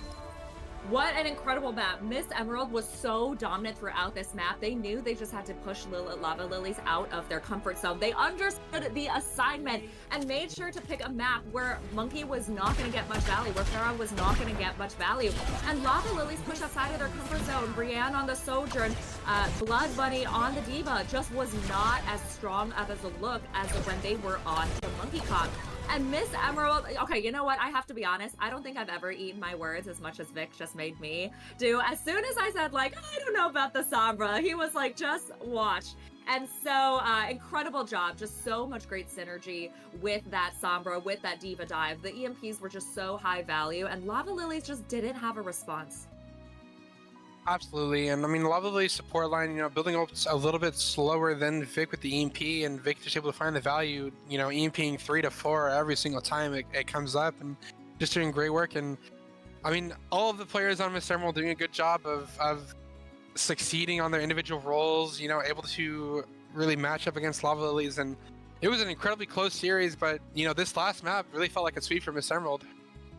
Yeah, that's true. And that was really brilliant by Miss Emerald to pick this map. You know, it is Escort. They tend to have longer sight lines. It is a little bit harder to run dive on certain kinds of maps. And so they picked Junkertown, which was brilliant. Now, Miss Emerald does win this map. They are going to move to the grand finals, which is going to be a rematch against Timeless Anomaly, which I believe was actually a 3-2 yesterday in the winners final. Absolutely, and I do believe the grand finals will be taking place on the main Overwatch esports stream, so please go tune in there, continue to support Calling All Heroes Rising. We will be doing an interview first before we may be doing an interview. Apologies. Before we send it off. All right, so we're going to take just a couple moments. Don't go anywhere just yet. We are going to hear from one of the players from the winning team, and just to hear how hyped and excited they are before they go into grand finals.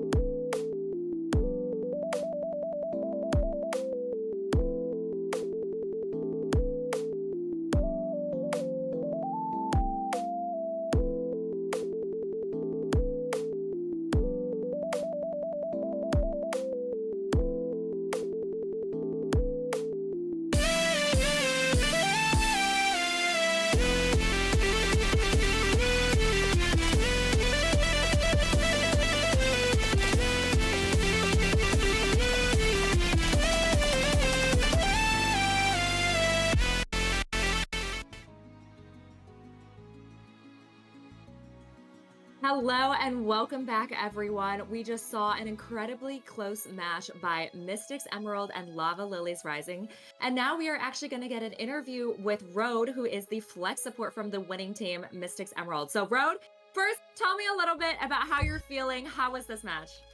The adrenaline is still coursing through my veins, but this was a really fun match, really close, back and forth, and I'm just glad we were able to pull out all the stops and lock down Junkertown and get this W. Yeah, that was great. We saw a variety of looks, a variety of comps. I'm curious, what was kind of your game plan going in, and how did you guys adapt throughout the series? Well, our game plan going in was we tried to use our games against basically every team from Swiss, and we try to build our comps initially based on what comps we feel like our opponents were weaker as. Lava Lilies played immensely well. I'm not going to discredit them. And they pushed us to our limit, and we just built our comps before we knew what we had to do, and we just worked on executing our own game plan and turning the lobby, just making sure that they play our game instead of us playing theirs. Absolutely, and I think we definitely saw that, especially on that last map, really forcing them to play to your rhythm. So well done there.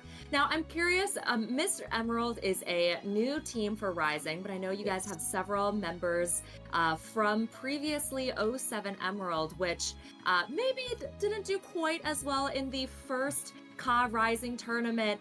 Tell me a little bit about how that is, to go through that kind of journey and arrive to where you guys are today. I just simply started trialing out as a player. I trialed around many different teams earlier in the year. I definitely played a lot less than we wanted to. We had to actually skip Major 2 because we just didn't have the players, and we kept going through team rebuilds, but we've been just heading our noses to the grindstone. We've been scrimming day in and day out as much as we can. Minor 1 was just a lot messier given management, given org situations. Didn't really, and we were just a lot newer as a roster, but I knew from then that we take this core, we can definitely take it to the top of Rising, and the fruits of that labor is definitely showing. There's been a lot of work behind the scenes going into this, going into building our roster, and even if we almost blew up right before Minor 2, we managed to bring everything together. I took over the management position at some point, so I'm both a player and a manager, and we're actually able to string this super roster together, and we're going to take it all the way to Grands. That's incredible. What a journey you've been on, and to go from roster almost blowing up, like we've all been in those kind of positions, and I know what it's like to be a player manager. It's definitely exhausting, thankless job, and to get to this point, to make it to the grand finals is an incredible accomplishment. You should be so proud of yourselves. I am so proud of my team as well. My team has just been amazing all throughout. Yeah. I'm curious, who are some of the standout players on your team that you want to recognize?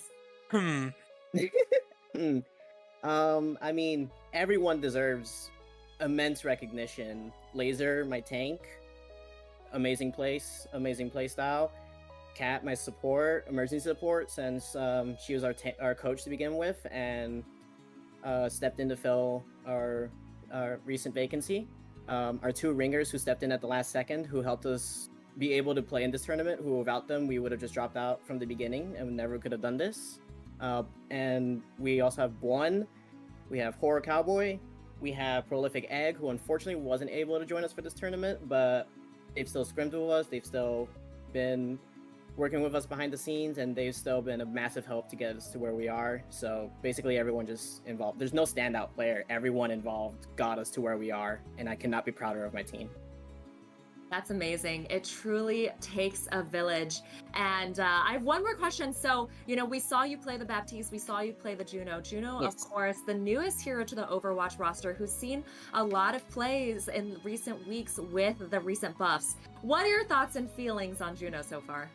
Juno's immensely fun to play. She promotes a really fast play style, and she definitely rewards coordinated teams who can string everything together and get quick executions. Even if we trade backlines or we trade heroes, then as long as you can keep a Juno alive, as you saw on Kings Row and on Saravasa and Junkertown, Juno can definitely turn the tides of a fight unexpectedly, given how fast she plays. And yeah, she got hit with a little bit of a nerf, and I'm scared to see what Blizzard's gonna do to her come Tuesday in the mid-season patch. But I've been loving Juno, even though I've been a Baptiste one trick for so long, but Juno's amazing, and I can't wait to keep playing with her and get better.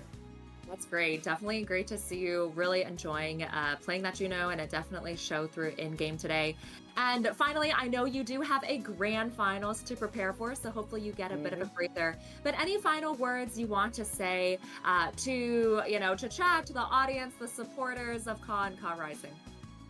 Well, first of all, Calling All Heroes has been a really great tournament to promote marginalized genders, as we've historically been struggled to break into the Blizzard official contenders Overwatch League scene. We had some standout players go through the ranks, but Calling All Heroes is a great place to promote us even more, and Rising especially gives us a little bit of a spotlight to the lower SR players, and potentially, hopefully, gives us that encouragement to step up to challengers and integrate into Face It or the current Overwatch esports ecosystem in general. And in terms of final words, just like how this morning, I have a small hyperfixation with Formula One, and just as Oscar Piastri went to the top step of the podium this morning, the Oscar went to the top step of the podium. We're gonna head to the top step of the podium in Minor 2. Let's go. Love it. I love that confidence. Thank you so much. What an incredible interview. So excited for your team and to cheer all of you on. Truly takes a village, and to see everyone come together to make this Minor bit of a Cinderella story run possible is incredible. So thank you so much, Road, and good luck. We'll be moving over to the official Overwatch esports Vamos, Emerald! channel. Love it. Well, that is all for us. Thank you so much, everyone. We are going to move over to the Overwatch Esports channel to catch the rest of the Rising finals as well as Challenger finals after that. Bye.